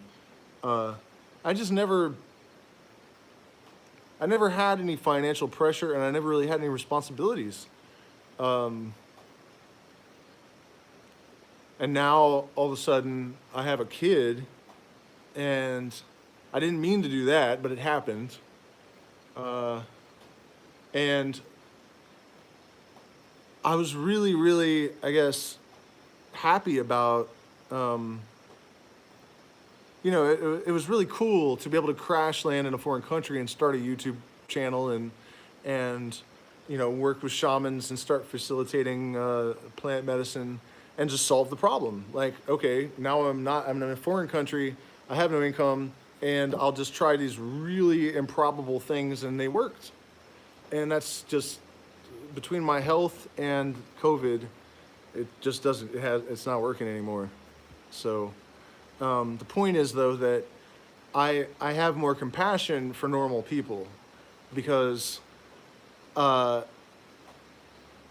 having to, for example, just work on the cryptocurrency thing and like learn about financial literacy and investing and how to read charts and candlestick patterns and all of this stuff, and constantly thinking about it, I had totally forgotten about my, not totally, but to a surprising degree, I had lost sight of what I've always taken for granted, that I would never become disassociated from, because I have maintained it so much longer than most people manage to. You know, a lot of people, and it's like, in our society, I think what people call growing up isn't really becoming an adult. What it is conditioning from monotony, pressure to conform, the expectations of other people, and so I was right to reject all of that stuff for so long, and it's still not wrong of me. I know that a lot of people probably really judge me for my Peter Pan syndrome, and also it's definitely part of the reason why I'm in the position that I'm in. Although I think with COVID and everything, maybe it's not. Like, maybe even if I had pursued a normal path, I might very well be in even worse condition than I'm in now. Because I have all these weird skills, I can kind of improvise little things to create income. But you know what I mean? Like, I have more understanding of what happens to people. So it's like I don't resent normies as much as I used to, which I think is important, because I think it made it very difficult for me to, those are the people that I need to kind of reach somehow. And I think if I have so much animosity that I can't help but insult them, and you know what I mean? Like, it's good, I think, that I was stripped of my, not pride, I mean, that's way too dramatic, but, you know, I just always took money for granted and always had what I needed. And so, having to really focus on the material like that and seeing what it does to you, it helped me develop some understanding and some compassion for normal people. Which, by the way, I still live to destroy, basically. I mean, I don't mean it exactly like that, but our shallow, empty, lost culture, I'm not saying that I'm any more in favor of it than I ever was. In fact, the more I'm forced to interact with it, the more I absolutely, it's terrible. The hypocrisy of it it really gets to me. You know, because people will get angry at me for pointing out, for example, that voting is a totally symbolic gesture that is completely empty. And, you know, I just noticed that the number of people watching dropped. Could be a coincidence. It's probably not. It always does when I say that. It's like as soon as people hear certain things, they're just done. And that too is a huge problem. But, you know, in support of what I was saying there, it's like you cannot treat cancer, or you cannot cure cancer if you're treating for a cold. So if you're not willing to evaluate circumstances as they actually are, you have no chance of addressing the issues that we need to resolve in order to survive much longer. And that really is not dramatic, I don't think. So, you know, for example, with the change of administrations from Trump to Biden, you know, on his campaign, Joe Biden said that there will not be another foot of border wall built during his presidency. I haven't been keeping track of the days, but I'm pretty sure it hasn't been a year yet. And they officially resumed construction of that border wall. So generally, I've noticed if I point something like that out, people just stop listening. And I think that they also, I know that they make moral judgments, like that I'm doing something bad and wrong, and that they're morally superior for pretending to believe in something that they have to know isn't true. And they also have totally accepted that it is not unethical for people to live only for themselves. And so when I talk about this mind-numbing, heartbreaking, soul-shattering level of cognitive dissonance and hypocrisy, and I get angry with these people, and it's difficult for me to even interface with them. I mean, I know I need to do better, but it's a really difficult thing to work with at all. I mean, it's insane. It really is. And I think that when I say something like that, you know, people that haven't necessarily figured out the extent of it, they haven't come to terms with it, when I say it's insane, what they hear is you're insane. And so it's very difficult to shine the light where people don't want to look, because what you're shining the light on is really them, even if it's not. Somebody asked about the Fibonacci sequence earlier, and it sounds like the dog is like fighting with something in the house, which shouldn't be, because there shouldn't be another animal or person in there. That's really weird. At any rate, though, it really is like this repeating pattern that just penetrates everything. And it also is true that microcosm and macrocosm are not really separate things, and they are reflections. And so people are correct to identify with these external circumstances and to know that it is their fault that these things exist, and to be offended when someone points out that it's not okay. Another example that I will give that has blown my mind to smithereens in all the wrong ways is the adoration of Kamala Harris.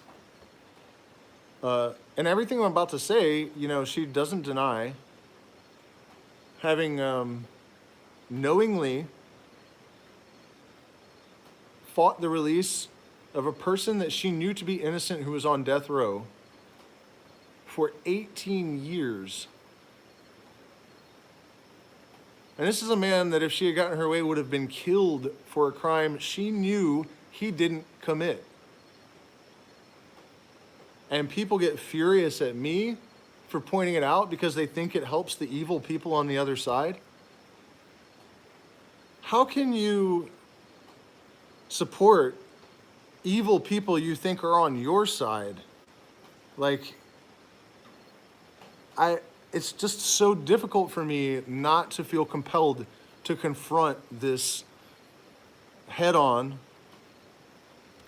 But it's nearly impossible to do any good confronting it. I was watching a video about cognitive dissonance and how the last thing you want to do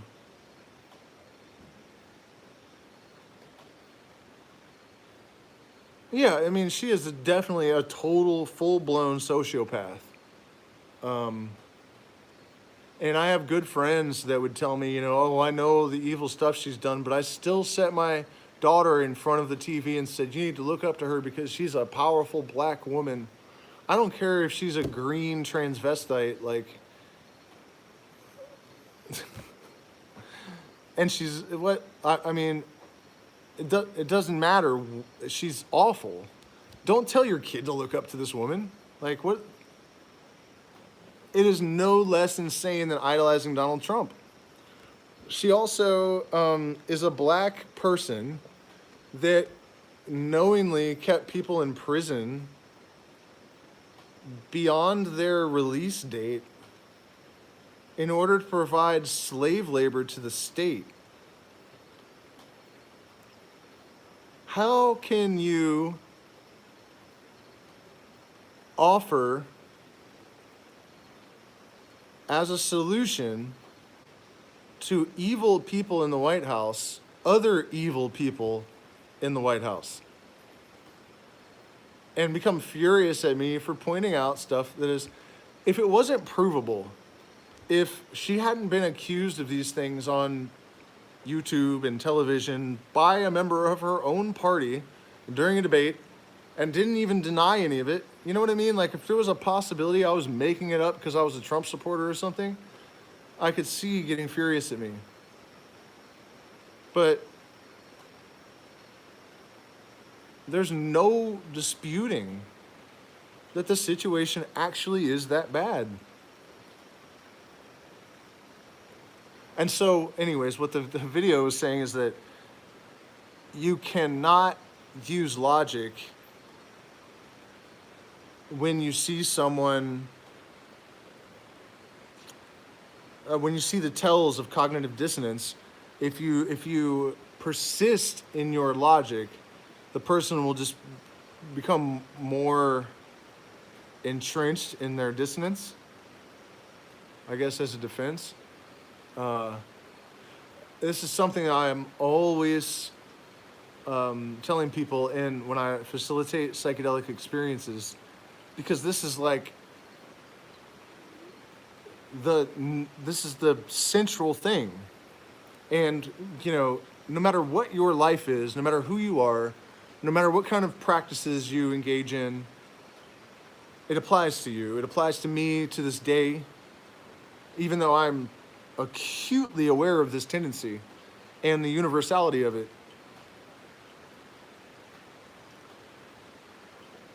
When you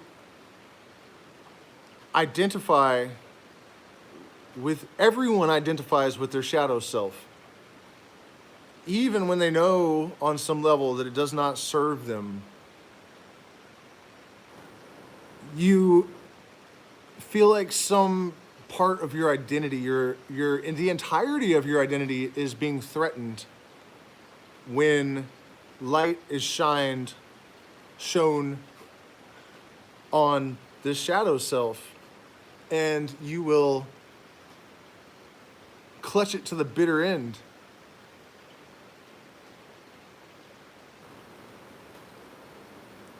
You have to let the waters kiss, crush, and transmutate those leaden grudges into gold. That's a Tool lyric, by the way. Oh man, it's a great song, The Grudge. It's about the Saturn return. And it's true.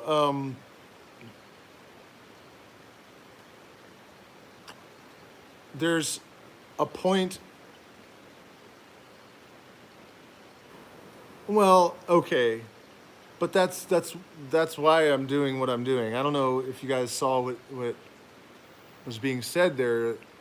There's no point in focusing on people if you can't change what they're doing. But the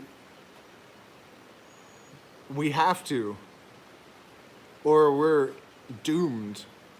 And I don't feel like I'm being dramatic. I'm not being paranoid. I'm not trying to spread fear. I'm not focusing on negativity. That's another really bad habit that people have, man. If you so much as acknowledge anything negative, you run the risk of being canceled by damn near everyone. That's not a good strategy.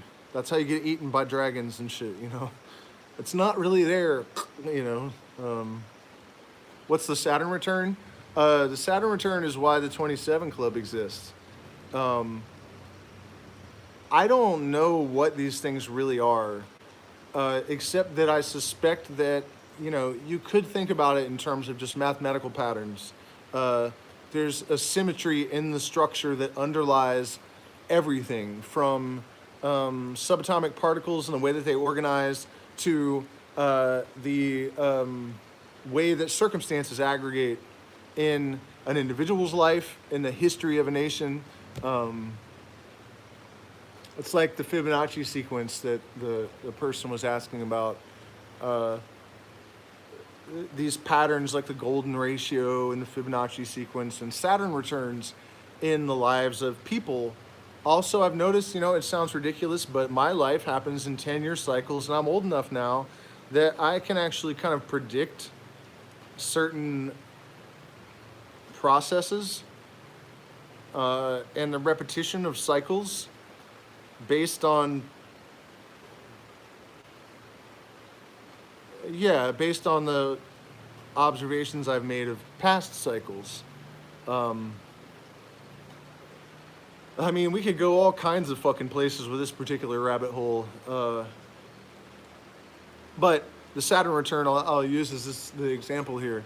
The 27 Club, it's not a coincidence. It's ridiculous to think that many rock stars all just died at 27 because of coincidence. Like, almost all of them, even the more recent ones, Kurt Cobain, I think, wasn't he a 27 Club? I know Amy Winehouse, Robert Johnson, like the blues musician that started rock and roll, sort of, basically the whole selling your soul to the devil thing. He was 27 even. I mean, it goes back like way far. There was some accordion player before Robert Johnson that was super famous that also was 27. Jimi Hendrix, Jim Morrison, Janis Joplin, Kurt Cobain, Amy Winehouse, Pigpen from the Grateful Dead way back in the day. Yeah, I said Joplin, Hendrix.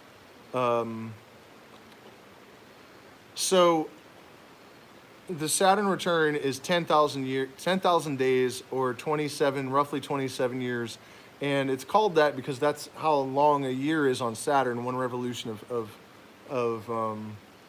or one trip around the sun for Saturn is 27 Earth years.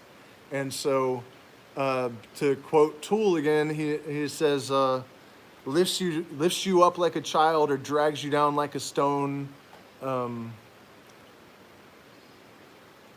so that's what they say happens. I actually was in prison, or I would probably be dead, because I'm one of those mercurial musician personalities that usually don't make it through it. And it could just have some psychobiological thing.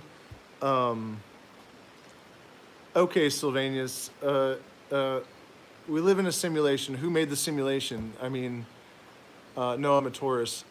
I don't really care about the simulation theory because it doesn't really answer or solve anything. There's still the question of like, where does the simulation come from? I know the Kabbalion, man. Look, let me tell you the Kabbalion story, man. This is fucking crazy. This is one of those things that is why I just cannot. I don't really believe in the blind deterministic universe thing. So the Kabbalion, I was reading a list of suggested reading that Aleister Crowley used to assign his students, his occult students, and the Kabbalion was on the list. And so my then girlfriend and I were about to go to the coast of Mendocino for a weekend. We rented a cabin, and we had some acid, and we were gonna go and just have a little romantic getaway.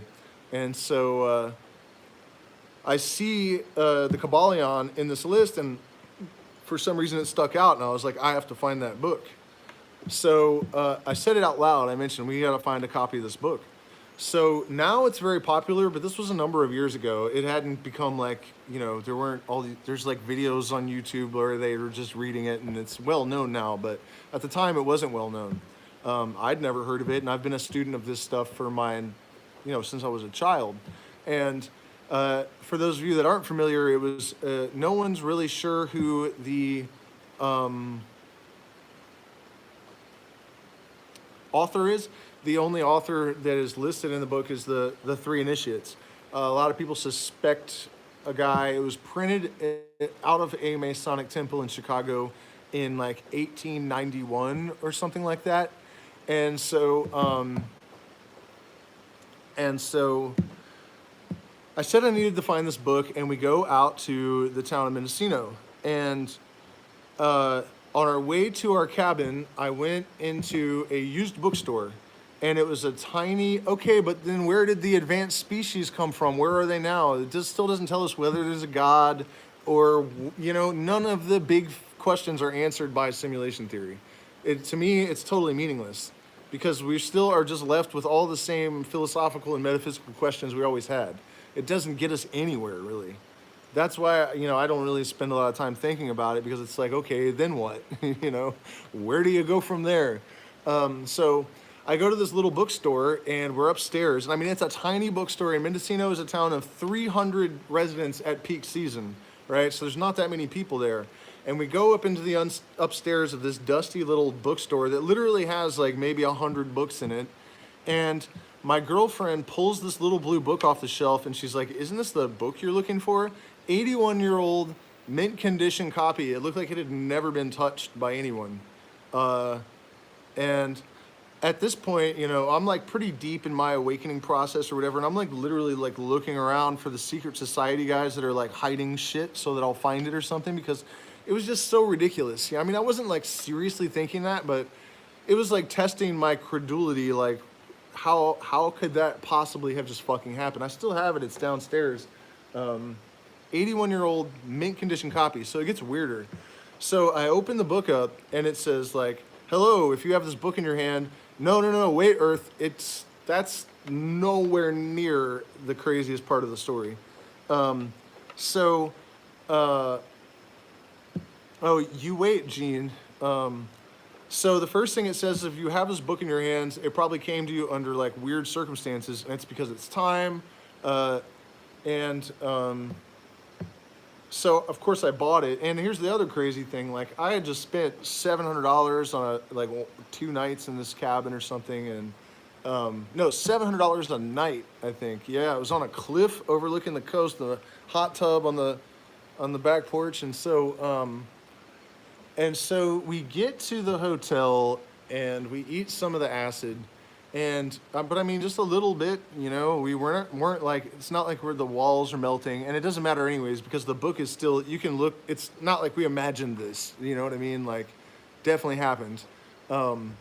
So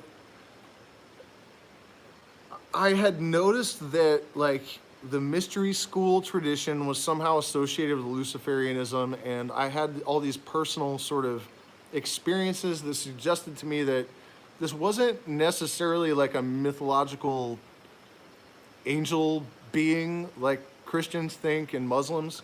but it's not exactly totally imaginary either. It's some kind of archetypal consciousness that is not necessarily bad either. And so I had this sort of fixation. It wasn't really an obsession, but I thought about it and I was like, okay, Kabbalion. And I said it out loud. What does Lucifer have to do with all this? And I flipped the book open randomly, totally expecting it to not say anything about that. And I look and I'm looking at the name Lucifer and I'm like, so the line says, Lucifer, as any good occultist knows, has some reality to it. And I'm like, what the fuck? I flip the book around and my girlfriend sees it. I see her eyes bug out. She runs to the bathroom and vomits. And so I had to kind of process that for a minute. And honestly, I'm not trying to be boastful, but at this point in my journey, I'm getting used to that type of shit. It happens all the time. In fact, earlier I was talking about the 1111 synchronicities and how, I've actually recorded stuff like that in my videos, which is so frustrating that not a lot of people have seen them, because I've documented borderline supernatural stuff in some of them. And so my friend, he originally came to meet me because of this channel, and while he was here, he got to witness stuff like what I just described.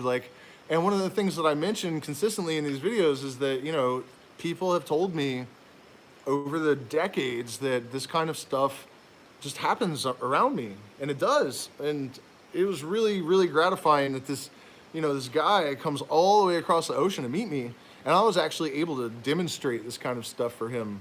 And not just once, it just happens all the time. And so that wasn't the end of it with the book, though.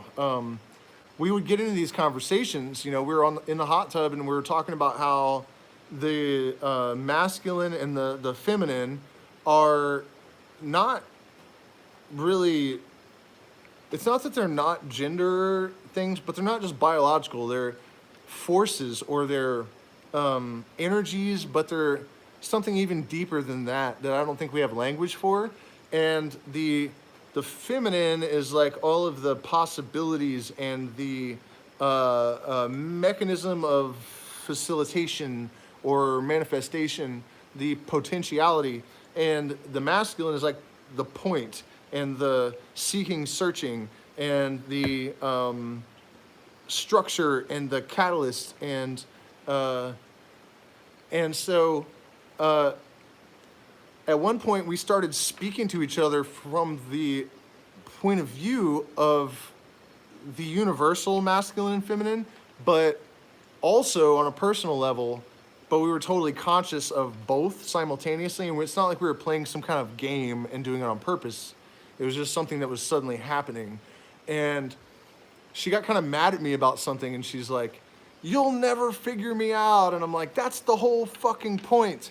And I was like, holy shit, and that is it.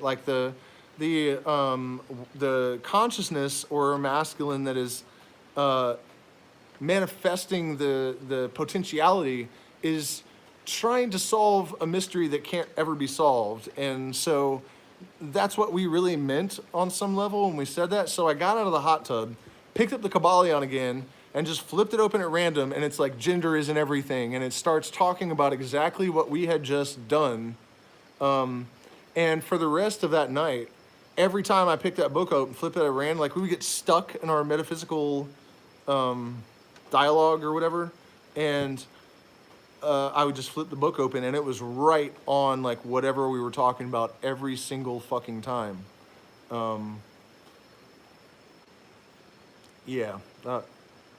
Some shit. And the Kabbalion, the thing about it is that everything in there is really obvious.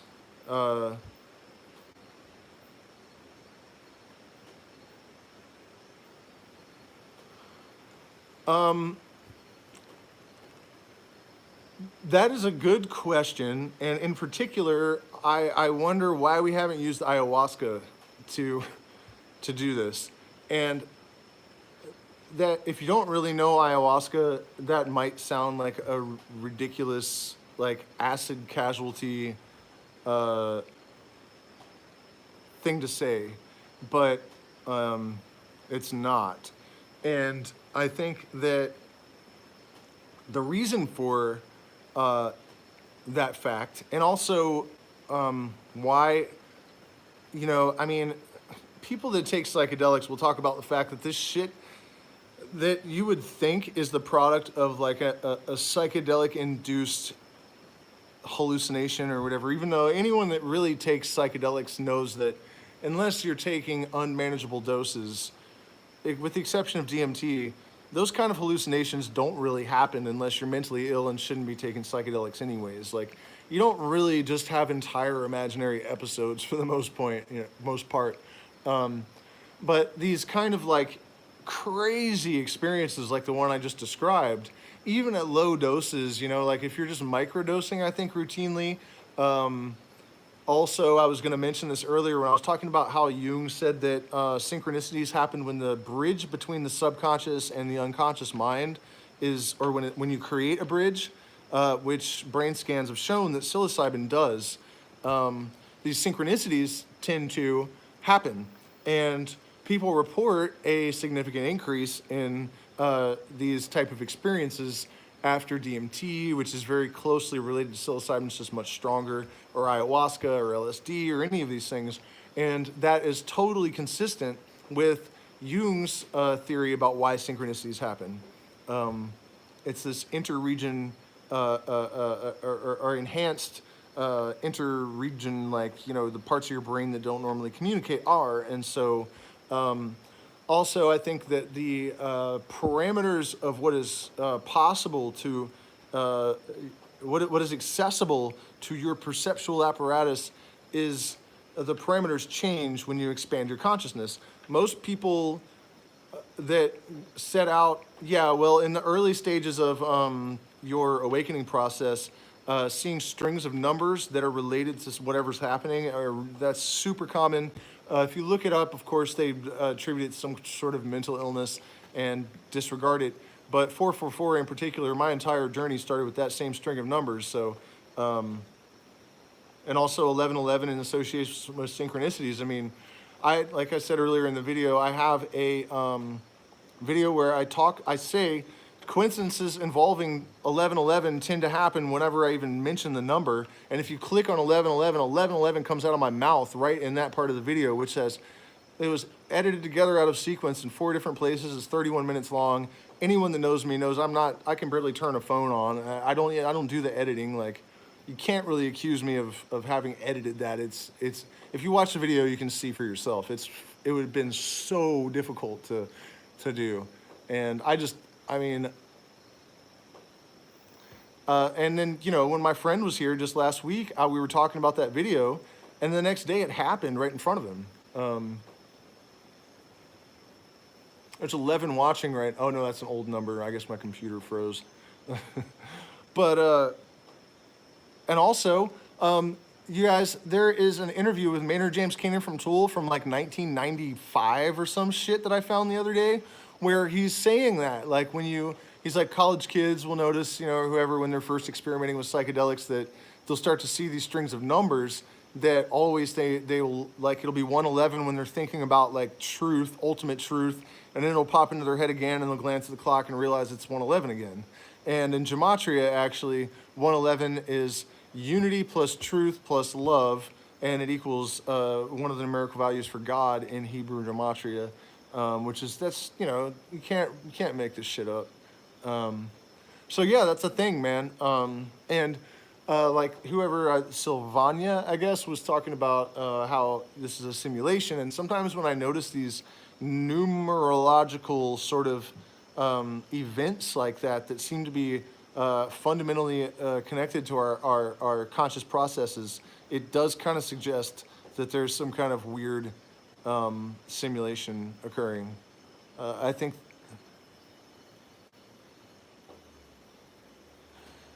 44412 3. Yeah, 444 is a big one for people. 111 is another one. We got off track though. I lost my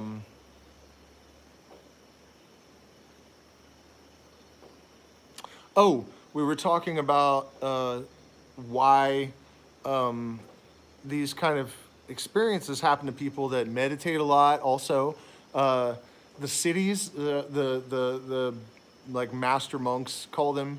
Um, yeah, of course, anything Maynard does is going to be super high quality. That's, like a commitment that, I mean, think about who this guy is. He's three hugely successful rock bands in like several generations. He's a West Point graduate, sharpshooter, black belt in jujitsu, makes the best wine. The Chupacabra is the best wine that I've ever had in my life. Um, there's a video of him that's really great called Maynard Knows Jiu-Jitsu, where he's singing this really like delicate but powerful, very difficult part of a song, and he's only like 4'11", and some big guy, bigger than me, it looked like, gets past security, and Maynard he looks like a spider. He like wraps the dude up and flips him over him, but he's still singing the whole time, and he's like in one fluid motion. He's got the guy in a headlock. And at first the guy's like, yay, Maynard's fucking, and he's like, oh no, he's choking me the fuck out. And so he's like, ugh, and then Maynard chokes him unconscious, and he's like sitting on him, stroking his head like his little victim, his prey or something, like this spider that just, and he's like still never missed a note. So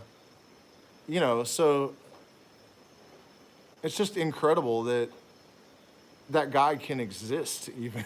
I mean, it's just ridiculous. He's about to come out with a line of coffee too, and I'm sure that'll be amazing as well. I actually met Danny Carey, the drummer from Tool, under the craziest fucking circumstances. When I made a video about it, I tell the whole story, but I met these Native Americans, Sioux Sundance chief named Golden Light Eagle, that their message was basically that we were all, well, not all, that the most of the ancient civilizations had been in contact with what they call the star tribes, and that some of us are in telepathic communication with them, even if we don't realize it. And that's where a lot of our advances in technology come from, and a lot of our like major spiritual revelations. And I actually just saw Dakota of Earth, this other YouTuber that does kind of similar stuff to a lot of my material, same vein at least, was talking to some other tribe in New Mexico that has no connection to the Lakota. And the aliens, the star tribes that they're talking about, had the same exact message that they told us. And, they commanded the weather at one point during a ceremony. He said, may the wind blow to confirm the power of our prayer. And the wind blew at that moment so hard that gravel actually like blew across the parking lot.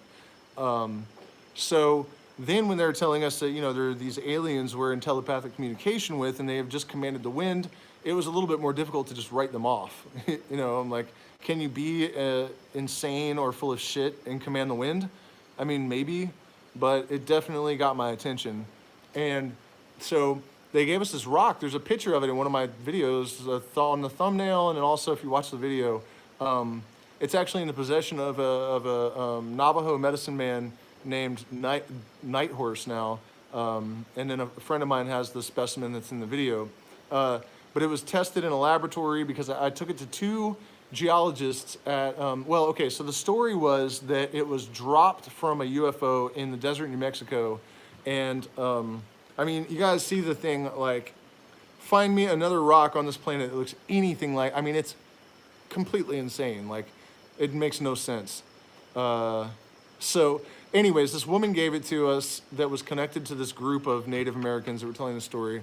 And so I brought it to Fort Lewis College in Durango, Colorado, to the geology professors, and they said all of them have never seen anything even remotely like this. None of them would even venture to guess. I brought it to a bunch of gym shops, gemologists, none of them knew.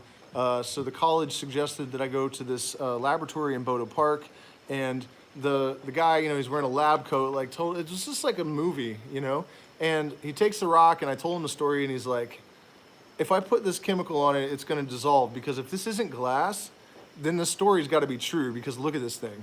And I totally expected, he's going to put the drop of chemical that reacts to glass, and it's going to melt the rock. And I didn't care, because it's got to be just glass. And so the guy puts the drop of stuff, and nothing happens. And I'm like, what? You know, and the scientist looked at me like I'd slapped him or something. And so, so then I get the rock back, and I'm driving out of Bodo Park, and it's like an industrial complex, and I see a Homeland Security office. So I go up and ring the doorbell, and the guy comes out and he's like, "Can I help you?" And I said, "Well, maybe. I have this rock," and I told him the story and that I had just come from the laboratory, uh, and he's like, "Well, it would be stupid for me to tell you that there are no aliens because the universe is really big and old, and the chances that they haven't come here are pretty slim. So I mean, I don't know why you're surprised." Which wasn't really the answer I was expecting from this Homeland Security cop or whatever, you know. So, but he's like, "But you know, you're at the wrong." Oh my God! I just felt something on my leg and threw it on the floor, and it's a gigantic fucking hornet. Holy shit balls, man! Wow! Like I'm in the Amazon rainforest, you guys. The bugs don't fuck around. I got stung by a bullet ant the other day. Dude, another synchronicity. I have never seen one in all the time I've been here, right? And this woman that we met that told us about the female shaman, I don't know how many guys have been watching for how many hours I've been talking. 2.5 almost. She's like, "Oh yeah, watch out for bullet ants, conga ants, and it's the most painful sting of any insect on earth." And so this woman mentions them. I've been watching for them the entire time I'm here because they're huge. Like they gotta be the biggest ant in the world as well. And I had not seen a single one. And this woman mentions them, and then my friend and I were walking through the jungle, and I grabbed a bobensana plant, which is one of the plantas maestras that I work with the ayahuasca, for opening the heart. And there's a fucking bullet ant in the flower, and I grabbed the flower, and it stung me on the hand, man. And it was like I got my hand smashed by it. I just cannot believe that hornet was just on my leg, and I just grabbed it and threw it on the ground and didn't get stung. Jesus. Anyways, so what were we talking about? Yeah, fucking bullet ant, man. I grabbed a bullet ant, grabbed it. God, it was awful. Fucking awful. So, all right, so we got to finish the story, though. So the Homeland Security guy is like, "You know, I'm not telling you there are no aliens on this planet, but you're at the wrong department. You need to take that to like NASA or somebody." So you guys have to understand, at this point in my life, I was not like, I didn't use the internet. Like I didn't really start getting online a lot even until the last couple of years. I grew up outside of society. I don't say that to try to sound cool. It's actually true. Like I didn't grow up with a computer in my house. Like, I mean, I'm a little older, but I'm not that much older. You know what I mean? Like other kids at school, we were just so poor. I mean, we had a toilet outside. Like we had fecal matter in our drinking water. We had bullet holes in the windows. Like my neighbor was a biker lady that had sex with her pit bulls. There were 2 murders in the neighbor's front yards. I saw my babysitter shooting at people that were beating her brother to death with a lead pipe in my front yard. She was like 16 and I was like 8 or something, you know, like I grew up outside of society. And so I wasn't thinking when this was all happening, like, oh, I gotta like video everything. And also, I don't think a lot of this shit, I would have been attenuated enough to be in the flow to have even experienced a lot of it if I was like constantly fucking with a phone. I mean, I think these things are really like a huge disruption of our, I know they are, you know, but so I wasn't thinking at the time like, oh, I need to document all this stuff, you know. But the rock specimen's still there, you know, and you guys, like I said, you can see it for yourself on my channel. There's 2 videos, I think, where I mention it. One of them is the a rock from the Pleiades and Danny Carey from Tool or something. You can find it on the channel. But by the way, this phone's gonna die soon, and then I'm just gonna disappear. But anyways, so let's see if I can at least finish the story. So I have this weird ass rock from the Pleiades, but there's so much rabbit hole crazy shit going on that after I, you know, took it to the college, they didn't know what it was, took it to the chemical laboratory, and they couldn't figure it out. Homeland Security didn't care. So I just took it home, and I was really into like the same kind of mystery school stuff that Tool is, and I had noticed that consciousness, I was discovering, had a capacity to do things that people would have not, you know, that aren't really accepted as real. You know, I experienced telepathy on levels that were indisputable, like absolutely, you know, unquestionably, like for sure, telepathy, you know, and other stuff. And so I decided I was really going to test it.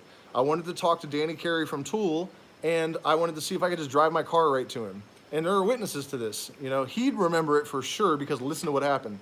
So I had a Toyota Corolla that was just about on its last legs. So I didn't bring the rock with me on purpose, but I got in my car. I was gonna go without my girlfriend. I'm glad she came because then I had a witness to all of it. And I drove right to Danny Carey. Like literally, like I was, and this is where the suspicion of some kind of higher power or some kind of intelligence orchestrating things, I guess, or at least having some kind of capacity for involvement or something. But we got stuck in Vegas for 3 days, right? And we just suddenly miraculously got the gas money to get out of there, so that it worked out that we showed up at the Baked Potato in the ghetto in LA, where Danny Carey happened to be playing at an open mic with some friends, like some local friends. So this is like one of the biggest rock stars ever that could be anywhere on the planet at any given time. I literally get in my car wanting to go and talk to him. I told everyone too, like all my friends, what are you doing? I'm gonna go drive to California to talk to Danny Carey. Literally just did it. And I had that fucking space rock with me. And so after he played, I went outside and everybody's trying to bug him, you know, Danny, and he's ignoring everyone. And I just walked up to him and said, hey, Danny, can I talk to you in the alley for a minute? And they get bugged by hella nuts, you know. So I thought for sure he was going to be like, no, get the fuck away from me. Like, who do you think you are, you know? And he's like, sure, you know. And and this dude is like 7 feet tall. Like when he stood up when I tapped it, because he was bent over putting a snare drum in the back of his van. You can message me at the email, I guess, Illuminostic 111. Is it Illuminosis 111 or Illuminostic 111? I don't know. Or this Blukers one in the chat there. Send me an email. I don't know. Or leave your email in the comments or in the chat or somewhere. You can find me. Anyways, so during the course of that conversation, I actually tossed Danny Carey that fucking rock. I had it in my pocket, and I just felt it in my pocket while we were talking, and I was like, hey, because I knew he collected like weird minerals and shit, and I was like, hey, what? Look at this thing, and he's like, what the fuck is that, you know? And I told him the story, and he's like, just kind of shook his head and threw it back to me. But that's another crazy element to that story. That rock has also somehow ended up in the hands of Danny Carey from Tool, and he was really, really nice. I mean, it wasn't like talking to some big rock star. It was just like some dude that, you know, I just wanted to chat with, and he was just totally normal and giant, but totally chill. So yeah, that fucking happened, man. You guys should, if you're interested in the story, you should watch it, because I go into a lot more detail about all the crazy shit that happened during that period. So anything else, you guys? I mean, I know this battery's like down to 10% or something, and I've been talking for 2 hours. Please do me a favor, if you guys appreciate this content. I've been demonetized because I tell the truth, honestly. Like, they took my Facebook profile down. I'm a musician, and all of my videos, like, I just never considered the possibility that Facebook would delete me out of nowhere one day. And like, I didn't even know that was a thing. And I criticized the Biden administration, I guess, and they took my shit down. And I mean, there were videos of me playing with like Jay Lane from Primus and members of the Grateful Dead and shit that don't exist anywhere else. So that was terrible. But the point is that censorship has really fucked me up, and so we were demonetized. It used to be that people could, you know, the super chat thing where you can just click a button and then send money. It's really easy for people. So these live streams used to pay our rent, and now they usually make no money. So if you want to help me, I'm trying to get medical help, and it's pretty urgent. And we're also stranded in South America now with no income really. So you can, the blukers@gmail.com email here. You can PayPal, or you can send crypto. My wallet address. You'd have to email me for it. But yeah, please do support us, and at least hit the like button and share and subscribe. Wait, what did you say? Danny Carey is Oh, yeah. 5'7". There's no way Maynard is 5'7", dude. That's not true. I remember looking that up as well, and it's definitely not correct. Definitely not. Look up interviews with him where he's standing, and trust me, dude, he's tiny. When Tool plays live, they have this platform that he stands on because the other guys in the band make him look so small, and he's supposed to be the front man. It's just like not flattering. If he was 5'7", they wouldn't need to put him on a platform so that he's just the same height as the other guys in the band. I mean, it's not real, dude. They got it wrong. Trust me. If he's even 5 feet tall, he's like 5'1". So yeah, man, I've been talking for 2.5 hours. If you guys have any like questions or anything, I'm happy to. And please do keep an eye out for the new channels. I'm gonna make. The Googles would never lie. Yeah. Also Patreon. I do secret streams where I talk about stuff I wouldn't say on this channel because I'm afraid of Google deleting me completely.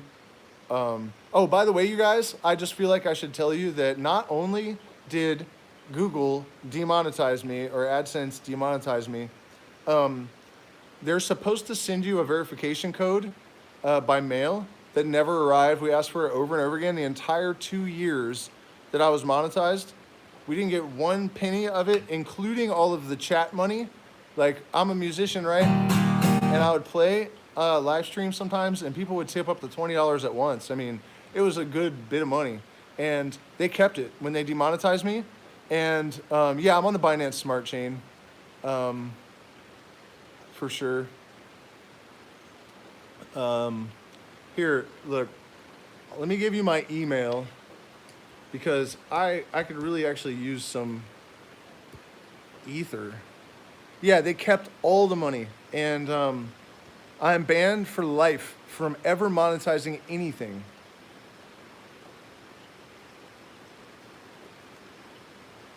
So yeah, that's.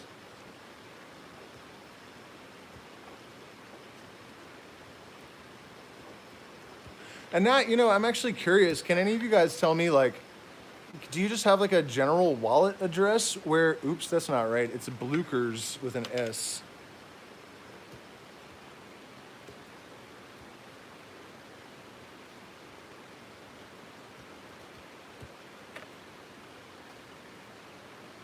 Did it again. Blukers. Blukers. There you go. So that's an email. Do you guys know if you can just like, do I have just like a general wallet address where you can just send stuff to a trust wallet and then it'll just, different addresses for each chain? Huh. Well, but trust wallet, oh no, it's all, oh right, yeah, like MetaMask. I know I have like a MetaMask here. Is that, can I just like copy a general address from somewhere? Is that how, oh wait, receive, huh? Is that what it is? MetaMask, yeah, I'm kind of new to this. I mean, I've been totally learning to, no, let's see, there's buy, send, and swap. I don't see like just like a random address where you can just send stuff to it. That's, account details. Oh, so is this? That's just my address, huh? So this, wow, I'm glad that you, because I can start putting that in the description now. And that's probably it. I just put it in the chat. Wow, yeah, that's a good thing to know. Because I bet that people are more inclined to sing crypto than fiat. But it really does help, man. I have money stuck in places because like you have to buy, like, I didn't know that you, like if I want to move Chainlink, for example, to a different coin so I can get something on PancakeSwap, it's like $60 just to swap like $100 worth of Chainlink to a different crypto. What the fuck is that? It's, it's insane, man. It's the craziest fucking thing. And so you guys get Cardano and Matic, and also Solana. Solana is well, here's the thing, John. The Ethereum coins like Shiba and a lot of the other ones are doing way better because people don't want to pump and dump and spend all the money to trade. So I think that's why, you know, a lot of the tokens have done way better on the Ethereum chain because it's so expensive to trade in and out of them. You know, when it's a Binance coin, one of the things we've been doing with pump and dumps in the Discord, I mean, or that I've been witnessing because I don't really have money to do this. The whales will say, okay, we're about to sell. And it almost does feel like somebody yelling from on top of a mountain too, like, look out below. And then they'll sell and a fucking green bar will just turn red and drop all the way to the bottom of the chart. Sometimes it drops so hard and so fast there isn't even a red bar. There's just like a blank spot in the chart, like just blank. You can't, how can you sell link on bot? No, I'm trying to get it out of my wallet. I can't even send it to swap it without paying the fee out of my Exodus wallet. I can't even get it out of there. Like I owe my friend and I can't swap it or because I don't have any ETH. And it's just a little bit, but I have to buy $70 worth of ETH just to swap a little bit of Binance or to send it. I think it might only be like 25 to send it, but man, it's just brutal. Totally brutal and awful. All right, guys, seriously, it's 10:30, man. I've been talking since like 8 o'clock. But this is a pretty good one, and I'm glad that you guys were here with me. It has made me feel better to realize that I still can be coherent because I've just been so sick and brain dead, at least compared to how, you know, my mind used to work. There's actually been a lot more people in this live stream than usual too, and I appreciate that because one of the consequences of being demonetized is that YouTube deprioritizes your content in the algorithm because if they're not making money from advertising, they don't really care if anyone watches your videos. So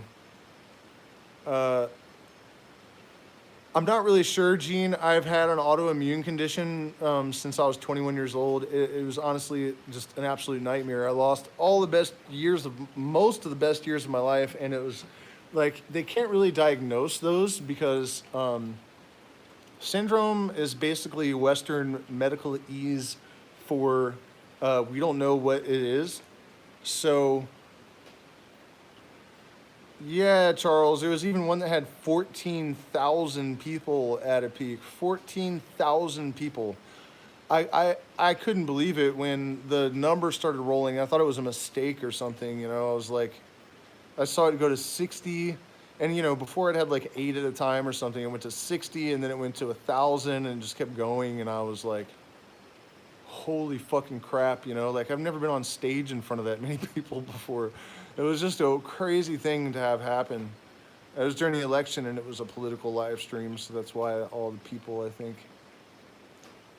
But anyways, I think that the autoimmune condition, basically like having AIDS, but you don't die. So I was in excruciating pain all the time. Like I just, like fibromyalgia was one of the symptoms. So it was like I was lit on fire, literally. Like I would be in bed, like screaming, like bloody murder for like a week, unable to sleep. And like I would cough up like these like phlegm balls that were semi-solid that had blood in them.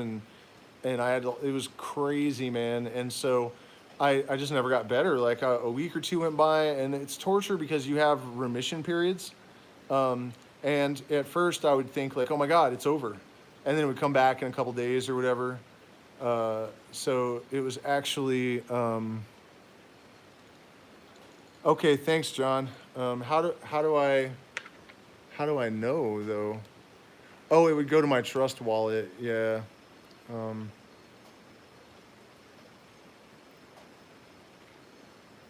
So I mean, I'm sure that address works. Let me see.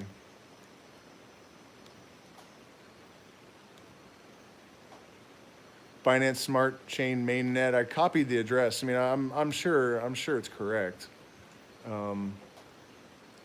But I can't look at the wallet without looking at the phone. I don't know if it's possible to like message you because you sent me something, or who's Enrica? Enrica is my partner. Where does it say Enrica?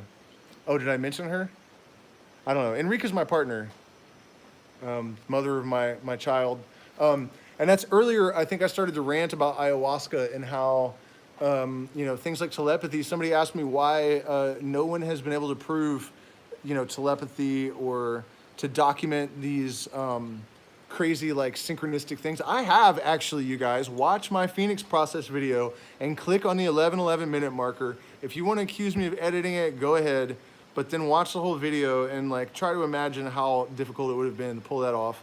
Especially, I mean, look at my videos. Like, do I look like I'm tech savvy? Like that I'm good at editing or something? I don't even do it. Like I've literally edited one of my videos, and it only because it only required like a little bit of where you grab the line and drag it and just chop little pieces off, like very, very basic. Obviously, I don't even know what the terms are for simple, basic shit like that. And then also, it happens again in that video. So I say like whenever I even think about coincidences involving two 11s, they happen. And you click on the 11:11 minute marker, and the 11:11 comes out of my mouth right there, and that's what I'm saying. I mean, it's just like the chances of that happening have to be just astronomically ridiculous in a 31-minute video filmed out of sequence in 4 different locations. And then a few minutes later, it happens again, I think around like the 25-minute marker. I'm talking about how there are different types of meditation, and there's one where you focus on a tattva or an image, and you try to hold it however you formulate it without allowing it to change for as long as you can. And I mean, the mind will do anything to escape your control. And that's part of the lesson of it. So it's a focused meditation as opposed to just like, where you just let your thoughts go until you have emptiness. So I say, so you have to try to freeze an image in your mind. And as soon as the sentence comes out of my mouth, the video glitches, which in the entirety of all of the videos I've made over all the years has never happened again or before. Like the program never ever did it any other time. When I say freeze the image in your mind, like you can see that it's not like a thing that I did. Like it glitches and I'm frozen, and then it starts moving again a few seconds later. Like it's like the universe is trying to help me make a fucking point and show people that this stuff is real, or it's just astronomically improbable coincidences that just always happen in my, like, it just doesn't make any sense, and why me all the time, and it was crazy, the pressure, like, this guy who's now a friend, but the first time he came, he was just, a guy that saw my videos and wanted to meet me, and there was a lot of pressure thinking, like, I say this stuff, and he's seen these things happen in these videos. And then when he came, and it was happening left and right the whole time he's here, it was like, oh, thank you so much, man. That's awesome. I just got a message that we have received some B&B, and man, do we need it.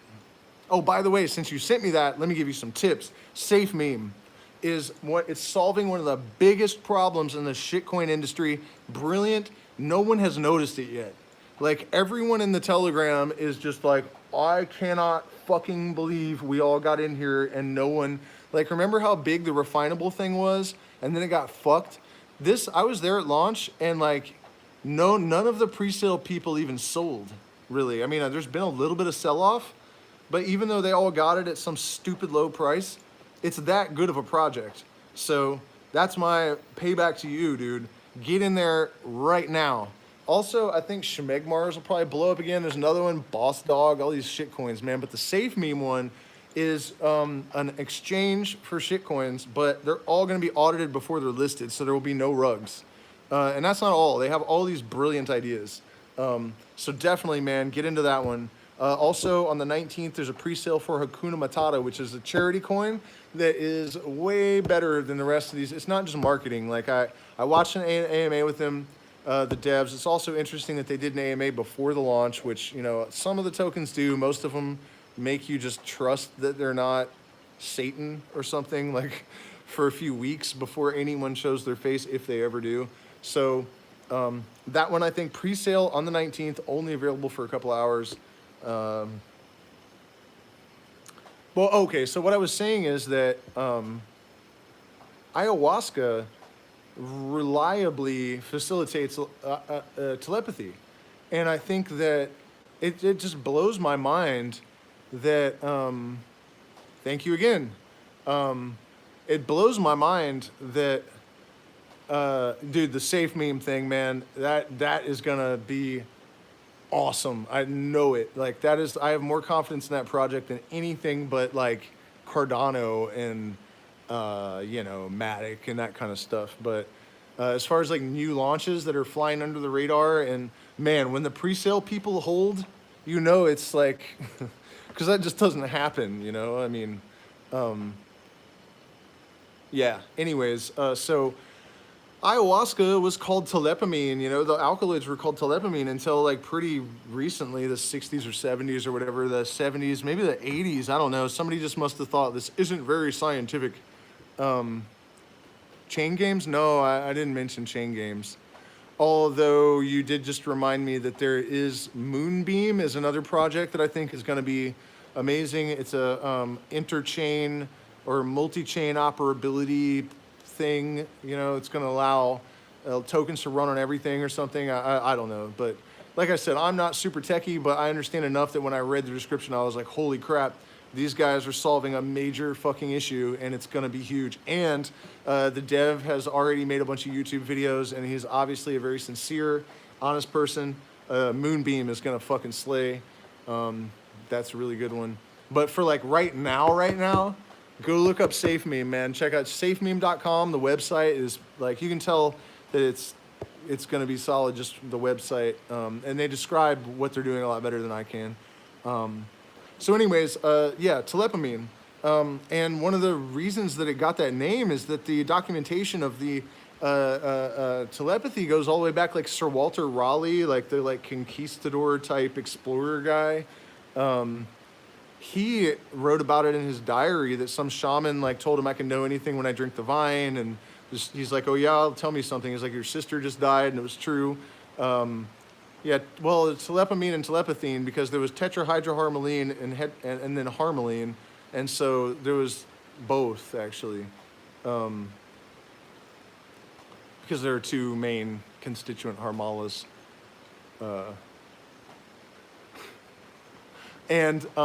Okay, so and then also masters in Houston, PhD, medical doctors in 1963, I think. They did a ton of studies while all of these compounds were still legal in the United States, and they wrote a book called The Varieties of Psychedelic Experiences.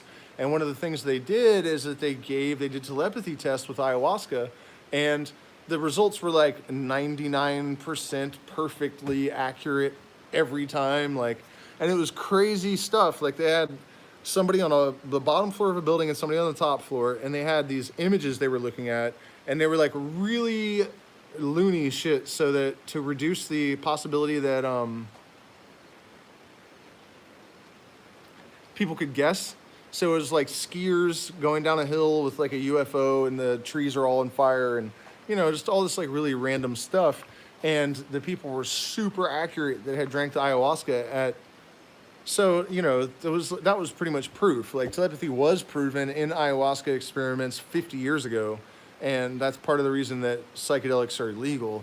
I mean, I say this a lot, and I don't want to be redundant, but it's important to note that what happened in the 60s isn't that the researchers sent letters to the government saying, hey, these compounds are really fucking dangerous. What's up, Derek? These compounds are really dangerous, and you should make them illegal. What the researchers said is these compounds, Humphrey Osmond actually said this, these compounds can cure every neurological disease and aberration known to psychology, often with a single dose. And the big pharma caught wind of this, and they called up the government and said, send ninjas with guns down to those offices and shut this shit down now. That's what really happened. It wasn't like, we have to protect the people. Like, no, the people are about to liberate themselves. We're going to be dealing with a telepathic mass of people with consciousness on the same level as our own, and then you cannot govern people that have had gnosis. They don't need to be governed, and they know it. Like, if you have experienced even a minutia, a nanoparticle of enlightenment, you know, I mean, in my opinion, just for the sake of clarity, there are gradients to enlightenment. Like, am I enlightened? Yes, absolutely. Like, I would not hesitate to call myself enlightened. Have I achieved like ultimate enlightenment? I doubt it. I mean, I don't know what that is, so I'm not sure, but you know, I doubt that. But I think, you know what I mean? Like, there are stages to it. It's not like a lot of people think it's just like somewhere you get and then you're the fucking Buddha or something. That's not how it is. But if you've had even what I would call like a preliminary or basic or like waiting room gnosis experience, the results of it are pretty reliable. You're nice, sir.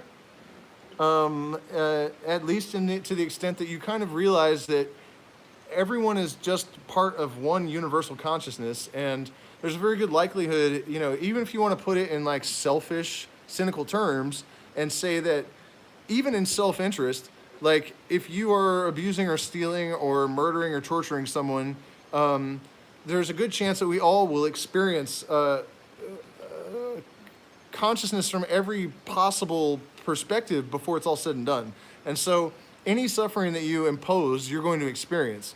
What are you but my reflection, and who am I to judge or strike you down, right? So it just kind of like makes, like, you know, I can steal from you and then I can go on vacation, but it's just me. There's no reason for me to experience pleasure and for you to suffer, because it's not any different. It's just, and once people know this, they just kind of, there's no, you know what I mean? Like, you just almost instinctively just you act in the interest of the collective just as much as you do for the personal well-being. Trust me, it's not always good. Like, I have no money, but if I run into like refugees in town and stuff, I have only $5, but if I see a family on the street and I have a home and there's food in it and I know that I can probably come up with more money somehow, I'm still gonna give them money, you know, which by a lot of people's standards makes me an idiot even, or like,